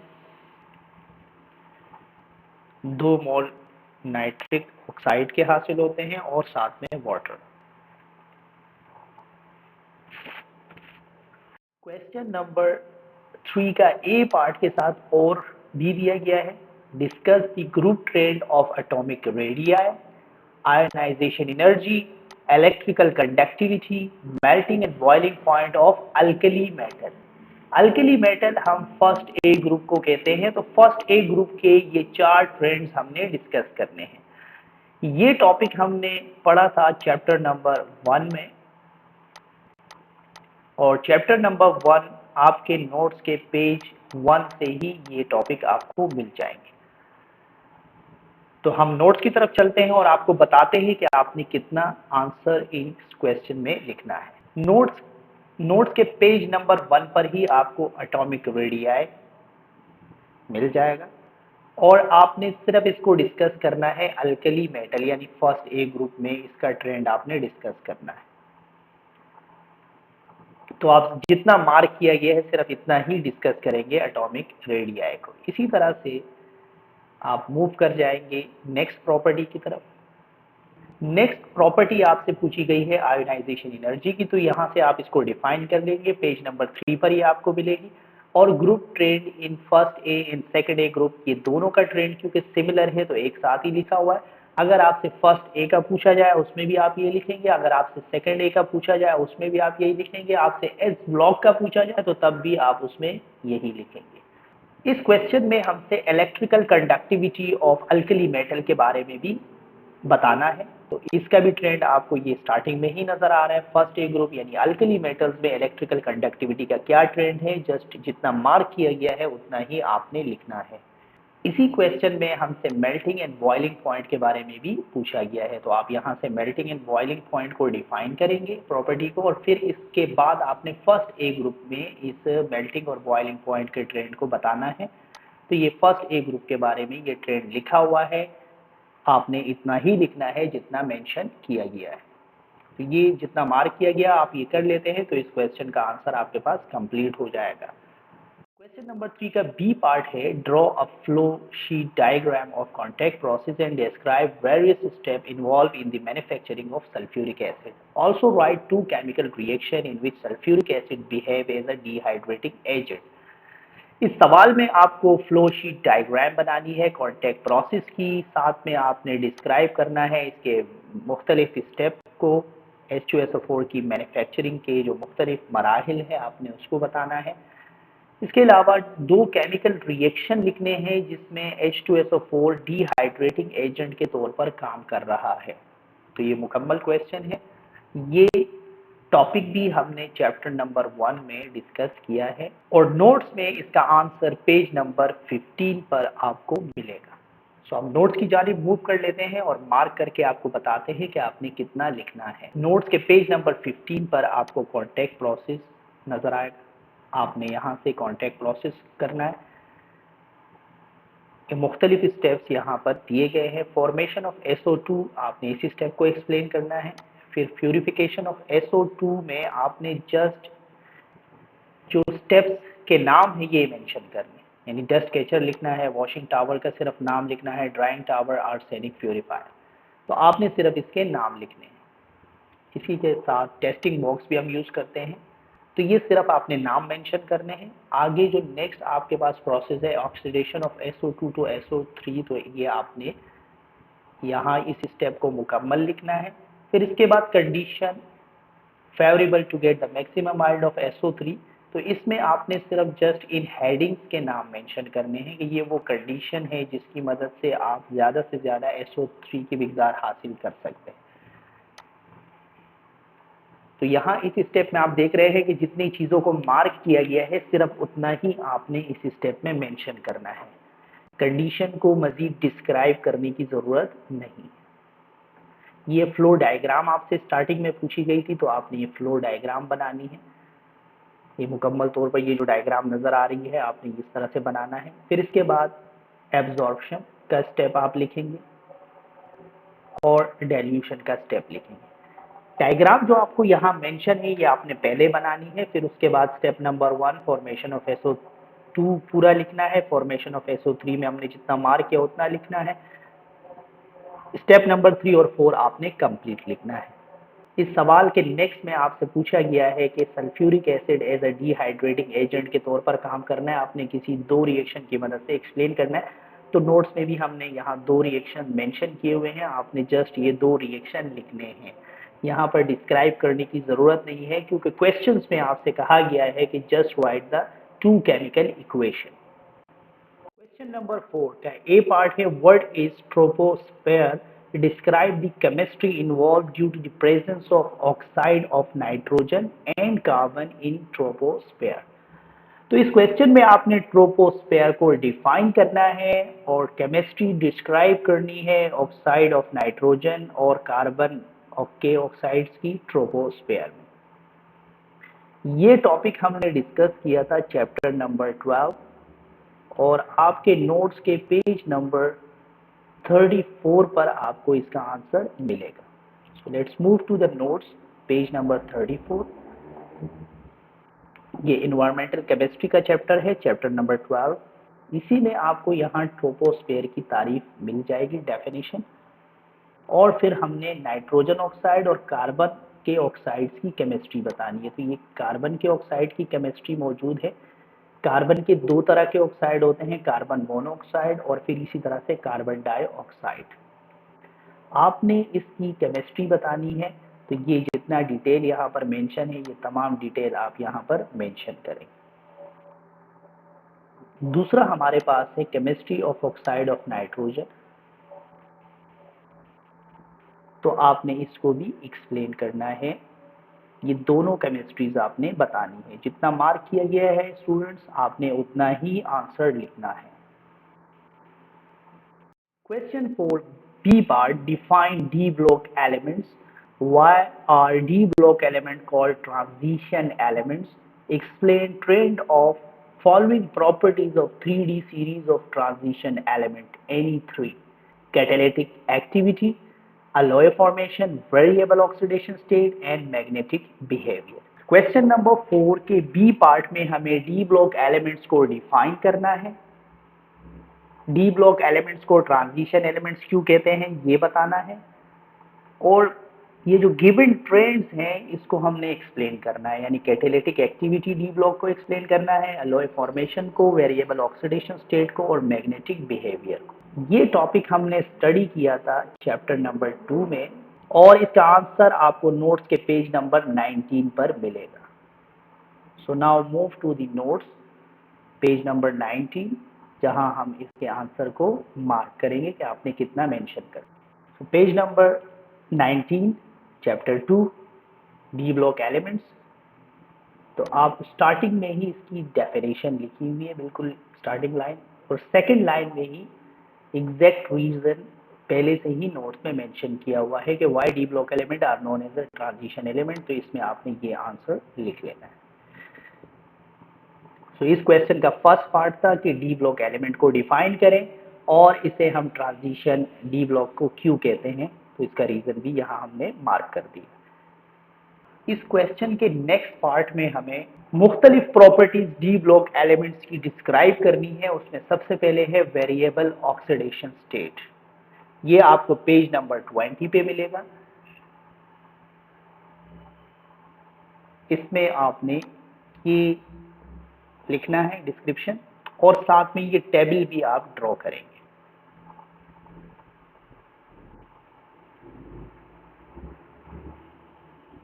और इसमें ये एक रीजन जो है आपने ये भी मेंशन करना है कि क्या वजह है जिसकी वजह से D block element variable oxidation state show करते हैं। नेक्स्ट प्रॉपर्टी है हमारे पास कैटालिटिक एक्टिविटी। तो आपने इसको एक्सप्लेन करना है। ये कुछ एग्जाम्पल दी गई है, आपने इसमें से कोई एक एग्जाम्पल लिख लेना है। फिर इसके बाद factor affecting the catalytic activity. तो आपने वो फैक्टर्स या वो क्या चीजें हैं जिससे डी ब्लॉक एलिमेंट्स की कैटालिटिक एक्टिविटी इन्हांस होती है या इफेक्ट होती है। इस क्वेश्चन में हमें मैग्नेटिक बिहेवियर की प्रॉपर्टी भी एक्सप्लेन करनी है। तो आपने ये स्टार्टर इसमें लिखना है।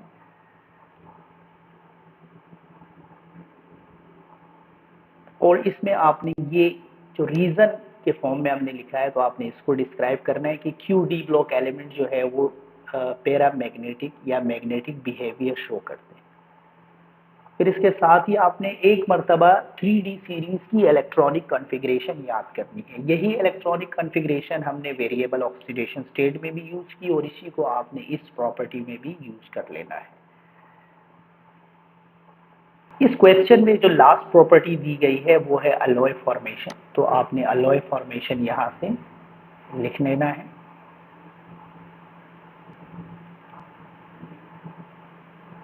और फिर उसके बाद आपने ये एक रीजन यहां पर दिया गया है कि क्यों डी ब्लॉक एलिमेंट जो है वो एबिलिटी रखते हैं अलॉय फॉर्मेशन की। तो आपने ये भी साथ में मेंशन कर लेंगे। तो इस तरह से आपका ये सवाल कंप्लीट हो जाएगा। तो स्टूडेंट, जितना यहाँ पर मार्क किया गया है आपने उतना ही लिखना है। बहुत ज़्यादा एक्स्ट्रा डिस्क्रिप्शन की ज़रूरत नहीं है। इसके बाद हमारे पास नेक्स्ट सेक्शन है ऑर्गेनिक केमिस्ट्री का। सेक्शन सी में नेक्स्ट पार्ट है ऑर्गेनिक केमिस्ट्री का। इसमें से भी हमने एक सवाल अटेम्प्ट करना है। हमें दो क्वेश्चन दिए गए हैं, क्वेश्चन 5 और 6। हमने इसमें से कोई एक क्वेश्चन अटेम्प्ट करना है। क्वेश्चन नंबर 5 की तरफ आते हैं। इसका ए पार्ट है explain the structure of benzene according to molecular orbital treatment, also write two chemical reaction in which behave as a unsaturated hydrocarbon. Question number 5 के ए पार्ट में आपने एक्सप्लेन करना है बेंजीन का स्ट्रक्चर मॉलिक्यूलर ऑर्बिटल ट्रीटमेंट से, और दो chemical reaction लिखने हैं जिससे बेंजीन बिहेव कर रहा है एज अ अनसैचुरेटेड हाइड्रोकार्बन। ये हमने चैप्टर नंबर 5 में ये टॉपिक डिस्कस किया है, और आपके पास मौजूद नोट्स के पेज 68 पर आपको इसका आंसर मिलेगा। जैसे कि आप जानते हैं कि ये क्वेश्चन दो पार्ट पर मुश्तमिल है। पहला पार्ट है molecular orbital structure of benzene. तो हमने यहाँ से स्टार्ट करना है molecular orbital structure of benzene से। Molecular formula of benzene is C6H6, और ये आपने लिखना है। फिर आपने ये सारा लिखना है कि benzene molecule each carbon is directly attached, और फिर आपने साथ में ये स्ट्रक्चर भी बनाना है, कार्बन का ट्राइगोनल स्ट्रक्चर। फिर इसकी ओवरलैपिंग दिखानी है सबकी, और फिर इसके बाद सिग्मा बॉन्ड की फॉर्मेशन के बाद पाई ऑर्बिटल बताना है। पाई ऑर्बिटल बताने के साथ के बाद आप पेज नंबर 69 की तरफ जाएंगे। पेज नंबर 69 पर पाई ऑर्बिटल की ओवरलैपिंग है, दो तरह से उसकी ओवरलैपिंग है, आपने ये दिखानी है।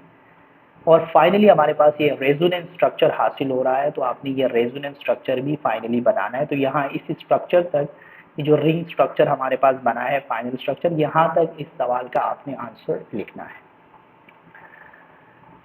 डियर स्टूडेंट, इसी क्वेश्चन का नेक्स्ट पार्ट है कि हमें दो रिएक्शन लिखने हैं जिसमें बेंजीन को हमने दिखाना है कि as a unsaturated hydrocarbon behave कर रहा है। अनसैचुरेटेड मीन्स ऐसा मॉलिक्यूल जिसमें डबल बॉन्ड मौजूद है, और डबल बॉन्ड वाले मॉलिक्यूल्स की ये प्रॉपर्टी थी कि उनमें एडिशन रिएक्शन होता है। तो ये जो दो रिएक्शन है, एडिशन रिएक्शन, आपने यहाँ आपके पास दो रिएक्शन है, reaction with H2 and reaction with Cl2। ये दोनों रिएक्शन ऐसे हैं जिसमें बेंजीन अनसैचुरेटेड हाइड्रोकार्बन की तरह रिएक्शन कर रहा है, यानी एडिशन रिएक्शन कर रहा है। आपने ये दोनों मेंशन करने हैं। अगर यहाँ पर सैचुरेटेड आ जाता तो फिर आप इलेक्ट्रोफिलिक सब्स्टिट्यूशन रिएक्शन लिखते, क्योंकि आपसे सवाल में सिर्फ अनसैचुरेटेड बिहेवियर पूछा गया है, तो लिहाजा आपने एडिशन में ये जो दोनों रिएक्शंस हैं ये आपने लिखने हैं। दोबारा से सुन ले, अगर आपसे सैचुरेटेड पूछा जाता तो फिर आप इलेक्ट्रोफिलिक सब्स्टिट्यूशन में से दो लिखते हैं, लेकिन क्योंकि आपसे अनसैचुरेटेड पूछा गया है तो लिहाजा आप एडिशन के इन दो रिएक्शन में से दोनों रिएक्शंस को आप मेंशन करेंगे। क्वेश्चन नंबर 5 का बी पार्ट है, outline the structure of each of the following molecule. किसी बी 8 मॉलिक्यूल के हमने स्ट्रक्चर्स बनाने हैं। यहाँ सबसे पहला मॉलिक्यूल है डाइविनाइल एसिटिलीन। विनाइल का वर्ड हम इस्तेमाल करते हैं जब दो कार्बन हो और आपस में डबल बॉन्डेड हो और एक बॉन्ड फ्री हो। इस फ्रेगमेंट को हम विनाइल कहते हैं। अब यहाँ पर क्लोरीन लग जाएगा तो विनाइल क्लोराइड, अगर ब्रोमीन लग जाएगा विनाइल ब्रोमाइड। सो ऑलरेडी हमने पीवीसी और पॉलीमर्स में इसको डिस्कस किया, इस फ्रेगमेंट को। सो यहाँ पर कहा गया डाइविनाइल, यानी इस तरह के दो विनाइल ग्रुप्स हैं। अच्छा, अब यहाँ पर डाइविनाइल के साथ एसिटिलीन का वर्ड लिखा हुआ है। एसिटिलीन का मतलब है कि दो कार्बन हैं और आपस में ट्रिपल बॉन्ड बना रहे हैं। अच्छा, कार्बन क्योंकि चार बॉन्ड बनाता है, एक बॉन्ड इसका फ्री होगा। अब यहाँ लिखा हुआ है डाइविनाइल, यानी दो विनाइल ग्रुप होंगे। विनाइल की हमने साथ में बनाया हुआ है ग्रुप, तो एक विनाइल इस जानिब जुड़ा हुआ होगा और दूसरा विनाइल दूसरे साइड पर मौजूद होगा। तो ये जो मॉलिक्यूल हमारे पास बना है इसे हम कहते हैं डाइविनाइल एसिटिलीन। और दो विनाइल है जो रेड से बना लिए और एसिटिलीन दरमियान में मौजूद है। नेक्स्ट मॉलिक्यूल है हमारे पास न्यू ब्यूटाइल ब्यूट्रेट। सो पहले हम ब्यूट्रेट को बनाते हैं। ब्यूट्रेट 4 कार्बन है। अब ये 8 लगा हुआ है तो ये ईस्टर ग्रुप को इंडिकेट कर रहा है, तो ये ब्यूट्रेट बना। साथ में जो दूसरा फ्रेगमेंट है वो क्या है, न्यू ब्यूटाइल है। ये 4 कार्बन है आपके पास और न्यू फॉर्म में। तो ये न्यू की फॉर्म कहलाती है कि अल्फा कार्बन 2 के साथ जुड़ी हुई होगी। नेक्स्ट मॉलिक्यूल है हमारे पास कैप्रोइक एसिड। कैप्रोइक एसिड में 6 कार्बन होते हैं, तो हम पहले 6 कार्बन एसिडिक ग्रुप बनाते हैं और उसके साथ 6 कार्बन बना लेते हैं। अच्छा जनाब, यहाँ पर एक वर्ड आप मजीद देखें तो आपके लिए यहाँ वर्ड इस्तेमाल हुआ है न्यू, यानी हमारे पास जो सेकंड लास्ट कार्बन होगा उस पे 2 ब्रांचेस जुड़ी हुई होगी CH3 की। तो टोटल हमारे पास 6 कार्बन है। तो 6 कार्बन हम उसमें से इस तरह से बनाएंगे कि 2 कार्बन हमारे पास सेकंड लास्ट पर ब्रांच की सूरत में मौजूद। तो ये हमारे पास जो मॉलिक्यूल बना है ये न्यू कैप्रोइक एसिड। आयोपिक नेमिंग को मजीद बेहतर समझने के लिए आइडियल कॉलेजिएट का जो ग्रुप है उस पर मजीद वीडियोस मौजूद हैं। ऑलरेडी बेसिक की वीडियो मौजूद है तो आप वो देख सकते हैं। इसके अलावा कमेंट सेक्शन में भी आप इस हवाले से सवाल कर सकते हैं। नेक्स्ट मॉलिक्यूल है हमारे पास पैराक्रिसोल। तो फिनोल मॉलिक्यूल के पोजीशन नंबर 4 पर अगर CH3 ग्रुप जुड़ जाए, फिनोल के पैरा पोजीशन पर CH3 ग्रुप लग जाए तो इसके लिए हम वर्ड इस्तेमाल करते हैं पैराक्रिसोल। इसका आयोपिक नेम अगर देखा जाए तो हम यू लिख सकते हैं 4 मिथाइल फिनोल। तो यहाँ आयोपिक नेम लिखने की जरूरत नहीं है, ये जस्ट आप लोग की नॉलेज के लिए बताई गई है कि इस तरह से भी पूछा जा सकता है। नेक्स्ट मॉलिक्यूल है 3-क्लोरो-बेंजामाइड। तो पहले हम बेंजामाइड को बना लेते हैं कि बेंजीन मॉलिक्यूल है और इस पर अमाइड ग्रुप मौजूद है। Carbon double bond with oxygen and attach with NH2। इस ग्रुप को हम कहते हैं अमाइड। अगर बेंजीन के ऊपर ये जुड़ जाता है तो ये बेंजामाइड कहलाता है। अब जिस जगह ये जुड़ा हुआ ये पोजीशन नंबर 1 हुआ, ये 2 हुआ, ये 3 पोजीशन है। अगर कोई चाहे तो दूसरी साइड से भी पोजीशन कर सकता है। तो इस तरह से हमारे पास पोजीशन नंबर 3 पर क्लोरीन मौजूद होगा। टोटल स्ट्रक्चर है 3-क्लोरो-बेंजामाइड का। इसके बाद है 1 2 3 बेंजीन ट्राइओल। तो आपने बेंजीन बनाना है। ये बेंजीन है हमारे पास पोजीशन नंबर 1 2 और 3 पर हमारे पास OH ग्रुप मौजूद है। अच्छा, हमारे कोर्स में इस मॉलिक्यूल का कॉमन नेम जो है वो पायरोग्लिसरॉल है, तो उस नाम से भी ये आपसे पूछा जा सकता है। नेक्स्ट मॉलिक्यूल है हमारे पास हेक्सामिथाइलिन डाइअमाइन। इस मॉलिक्यूल का आयुपिक नेम हम अगर लिखें तो ये हमारे पास है हेक्सेन 1,6 डाइअमाइन, यानी 6 कार्बन होंगे, 6 कार्बन की स्ट्रेट चेन होगी और इसके दोनों साइड पर अमाइन ग्रुप मौजूद है। आप इसको कंडेंस फॉर्म में हम यू भी लिख सकते हैं कि CH2 यहाँ पर 6 मरतबा आए हुए हैं, तो आप इसको यू इस तरह से भी मेंशन कर सकते हैं, CH2 6 मरतबा और दोनों साइड पर NH2 मौजूद। तो आप ये दोनों ही तरह से इसको बना सकते हैं, दोनों तरह से ही करेक्ट हो। नेक्स्ट मॉलिक्यूल है हमारे पास अल्फा क्लोरो आइसोवेलर एल्डिहाइड। इसका मतलब है कि हमारे पास एल्डिहाइड मॉलिक्यूल मौजूद है, हम एल्डिहाइड फंक्शनल ग्रुप को बना लेते हैं। सबसे पहले हम इस मॉलिक्यूल में आइसोवेलर एल्डिहाइड बनाते हैं। ये जो वेलर का वर्ड है ये 5 कार्बन के लिए इस्तेमाल हो रहा है। अब यहाँ देखिए आइसो का वर्ड इस्तेमाल हुआ, आइसो मीन्स के सेकेंड लास्ट पर हमारे पास CH3 ग्रुप लगा हुआ होगा। So this condition is known as isovaleraldehyde. अब इस मॉलिक्यूल के नेक्स्ट पार्ट में आप देखें तो मेंशन है कि अल्फा क्लोरो, तो ये हमारे पास में मार्क कर दे तो ये हमारे पास एल्डिहाइडिक ग्रुप है। एल्डिहाइडिक ग्रुप जिस कार्बन के साथ होगा ये अल्फा होगा, अल्फा के बाद जो कार्बन होगा ये बीटा होगा, बीटा के बाद जो होंगे वो गामा होंगे, यानी यहाँ पर ये 2 गामा कार्बन। तो आपसे कहा जा रहा है कि अल्फा क्लोरो यानी अल्फा पे क्लोरीन एटम मौजूद है, तो आप एक हाइड्रोजन यहाँ से कम करके यहाँ पर हम क्या लगा देते हैं, क्लोरीन। तो इस तरह से ये मॉलिक्यूल स्ट्रक्चर बन जाएगा अल्फा क्लोरो आइसोवेलर एल्डिहाइड का। नेक्स्ट मॉलिक्यूल हमारे पास है मीथेन डाइओल। मीथ का मतलब है एक कार्बन, एन का मतलब है सिंगल बॉन्ड, यानी मीथेन का मतलब है कि सिंगल बॉन्ड। डाइओल का मतलब है कि 2 OH ग्रुप लगे हुए हैं। तो पहले हम मीथेन को बना लेते हैं। ये एक कार्बन है, 4 बॉन्ड बना रहा है, 2 OH ग्रुप लगे हुए हैं। ये मेरे पास है फॉर एग्जांपल मीथेन मॉलिक्यूल। अब यहाँ इस नाम के दूसरे हिस्से में डाइओल, डाई का मतलब 2, ओल का मतलब है OH, यानी इस मॉलिक्यूल में 2 OH ग्रुप लगे हुए हैं। तो आप 2 हाइड्रोजन को रिमूव कर लें और उन 2 हाइड्रोजन की जगह आप 2 OH ग्रुप लगा दें, तो इस तरह से ये मॉलिक्यूल बन जाता है methane diol.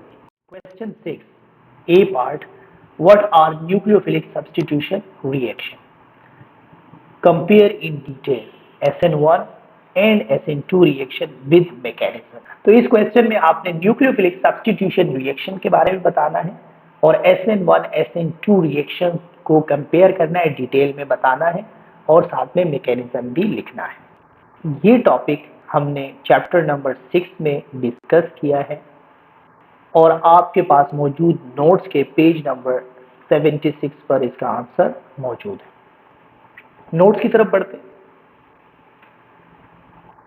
Page number 74, nucleophilic substitution reaction यानी SN रिएक्शन। आपने यहां से इसको डिफाइन करना है, ये इसकी डेफिनेशन लिखी हुई है।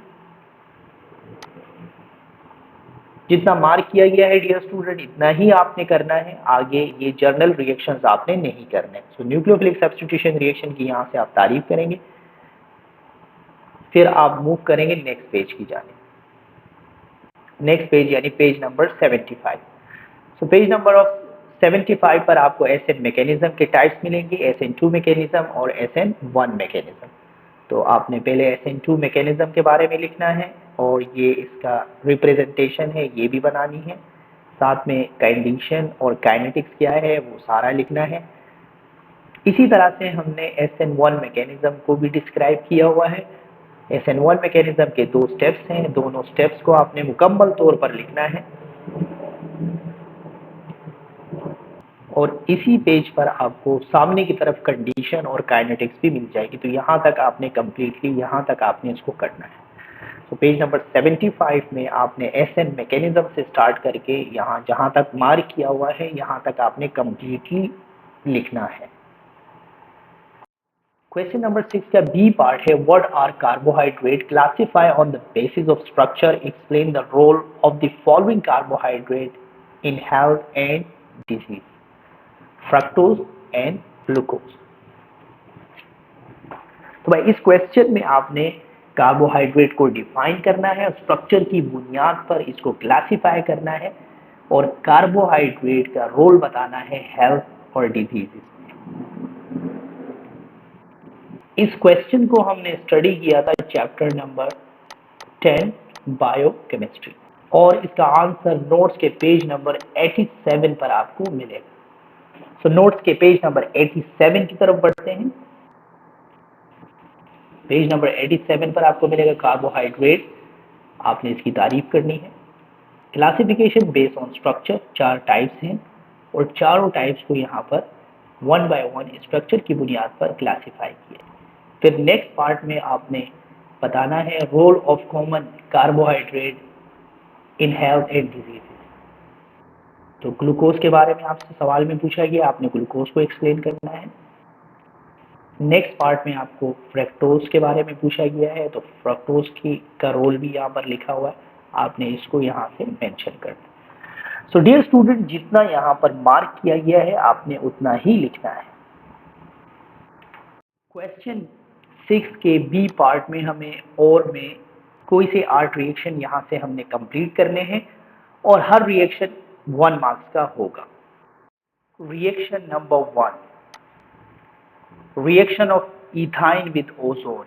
ये रिएक्शन चैप्टर नंबर 5 में हमने स्टडी किया था और आपके नोट्स के पेज नंबर 67 पर मौजूद है। इथाइन मॉलिक्यूल हम ड्रॉ कर लेते हैं। इसका रिएक्शन है ओजोन के साथ। इथाइन मॉलिक्यूल का डबल बॉन्ड सिंगल बॉन्ड में कन्वर्ट होगा, दोनों कार्बन के दो दो बॉन्ड फ्री हो जाएंगे जो वो ओजोन के साथ बना लेंगे। ये मॉलिक्यूल बनता है जिसे हम ओजोनाइड कहते हैं। ओजोनाइड एक अनस्टेबल मॉलिक्यूल है और ये ग्लाइऑक्सिल में कन्वर्ट हो जाता है।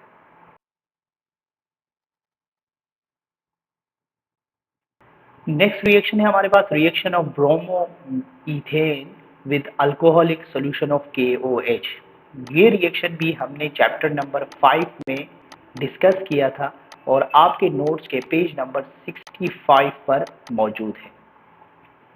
इथीन की प्रिपरेशन में सबसे पहले हम ब्रोमो इथेन बना लेते हैं।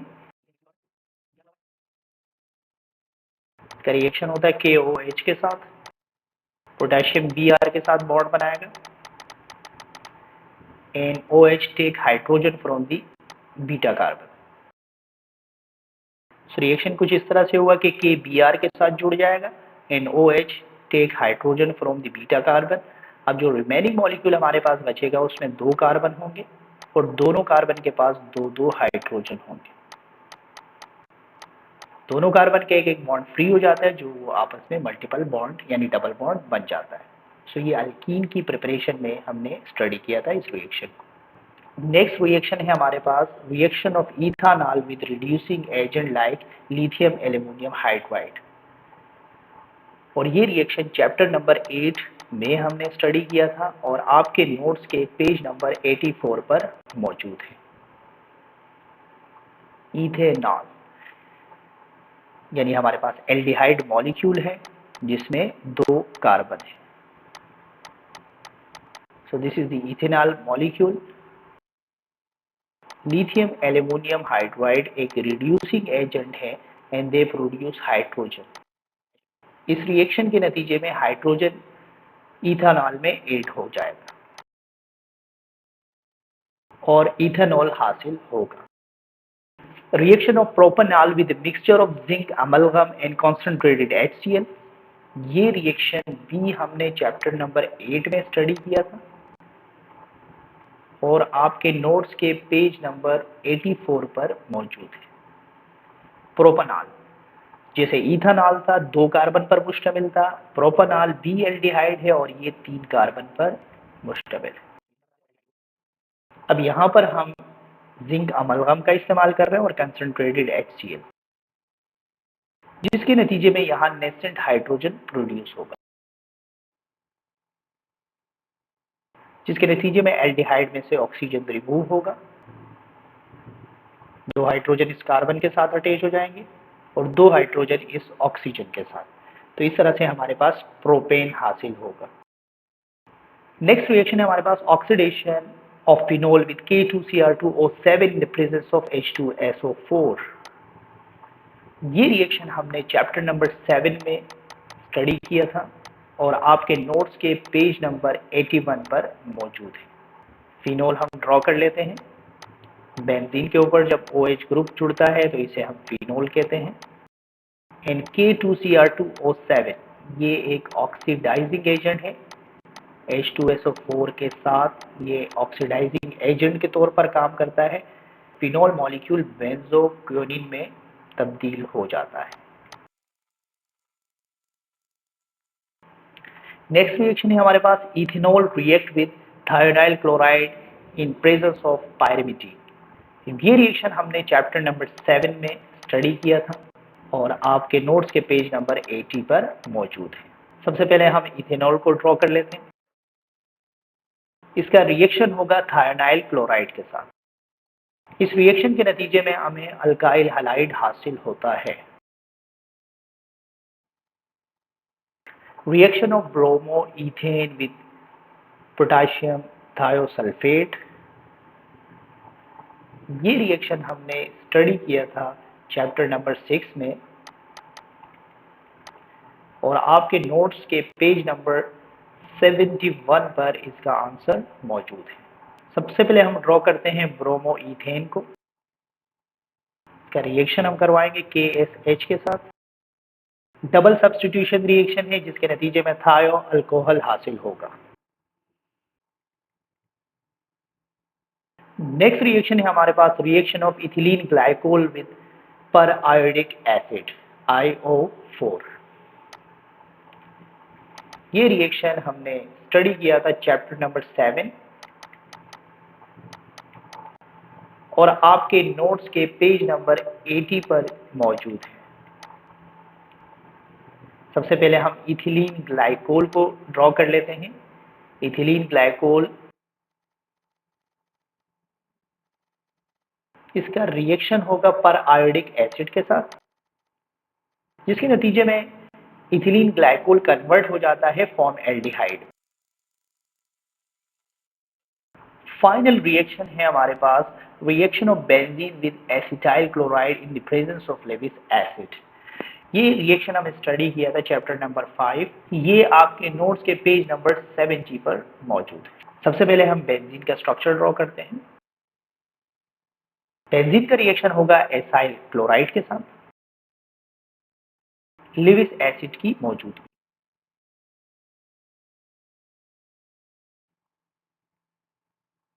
इसके नतीजे में हमें एसीटोफिनोन हासिल होगा।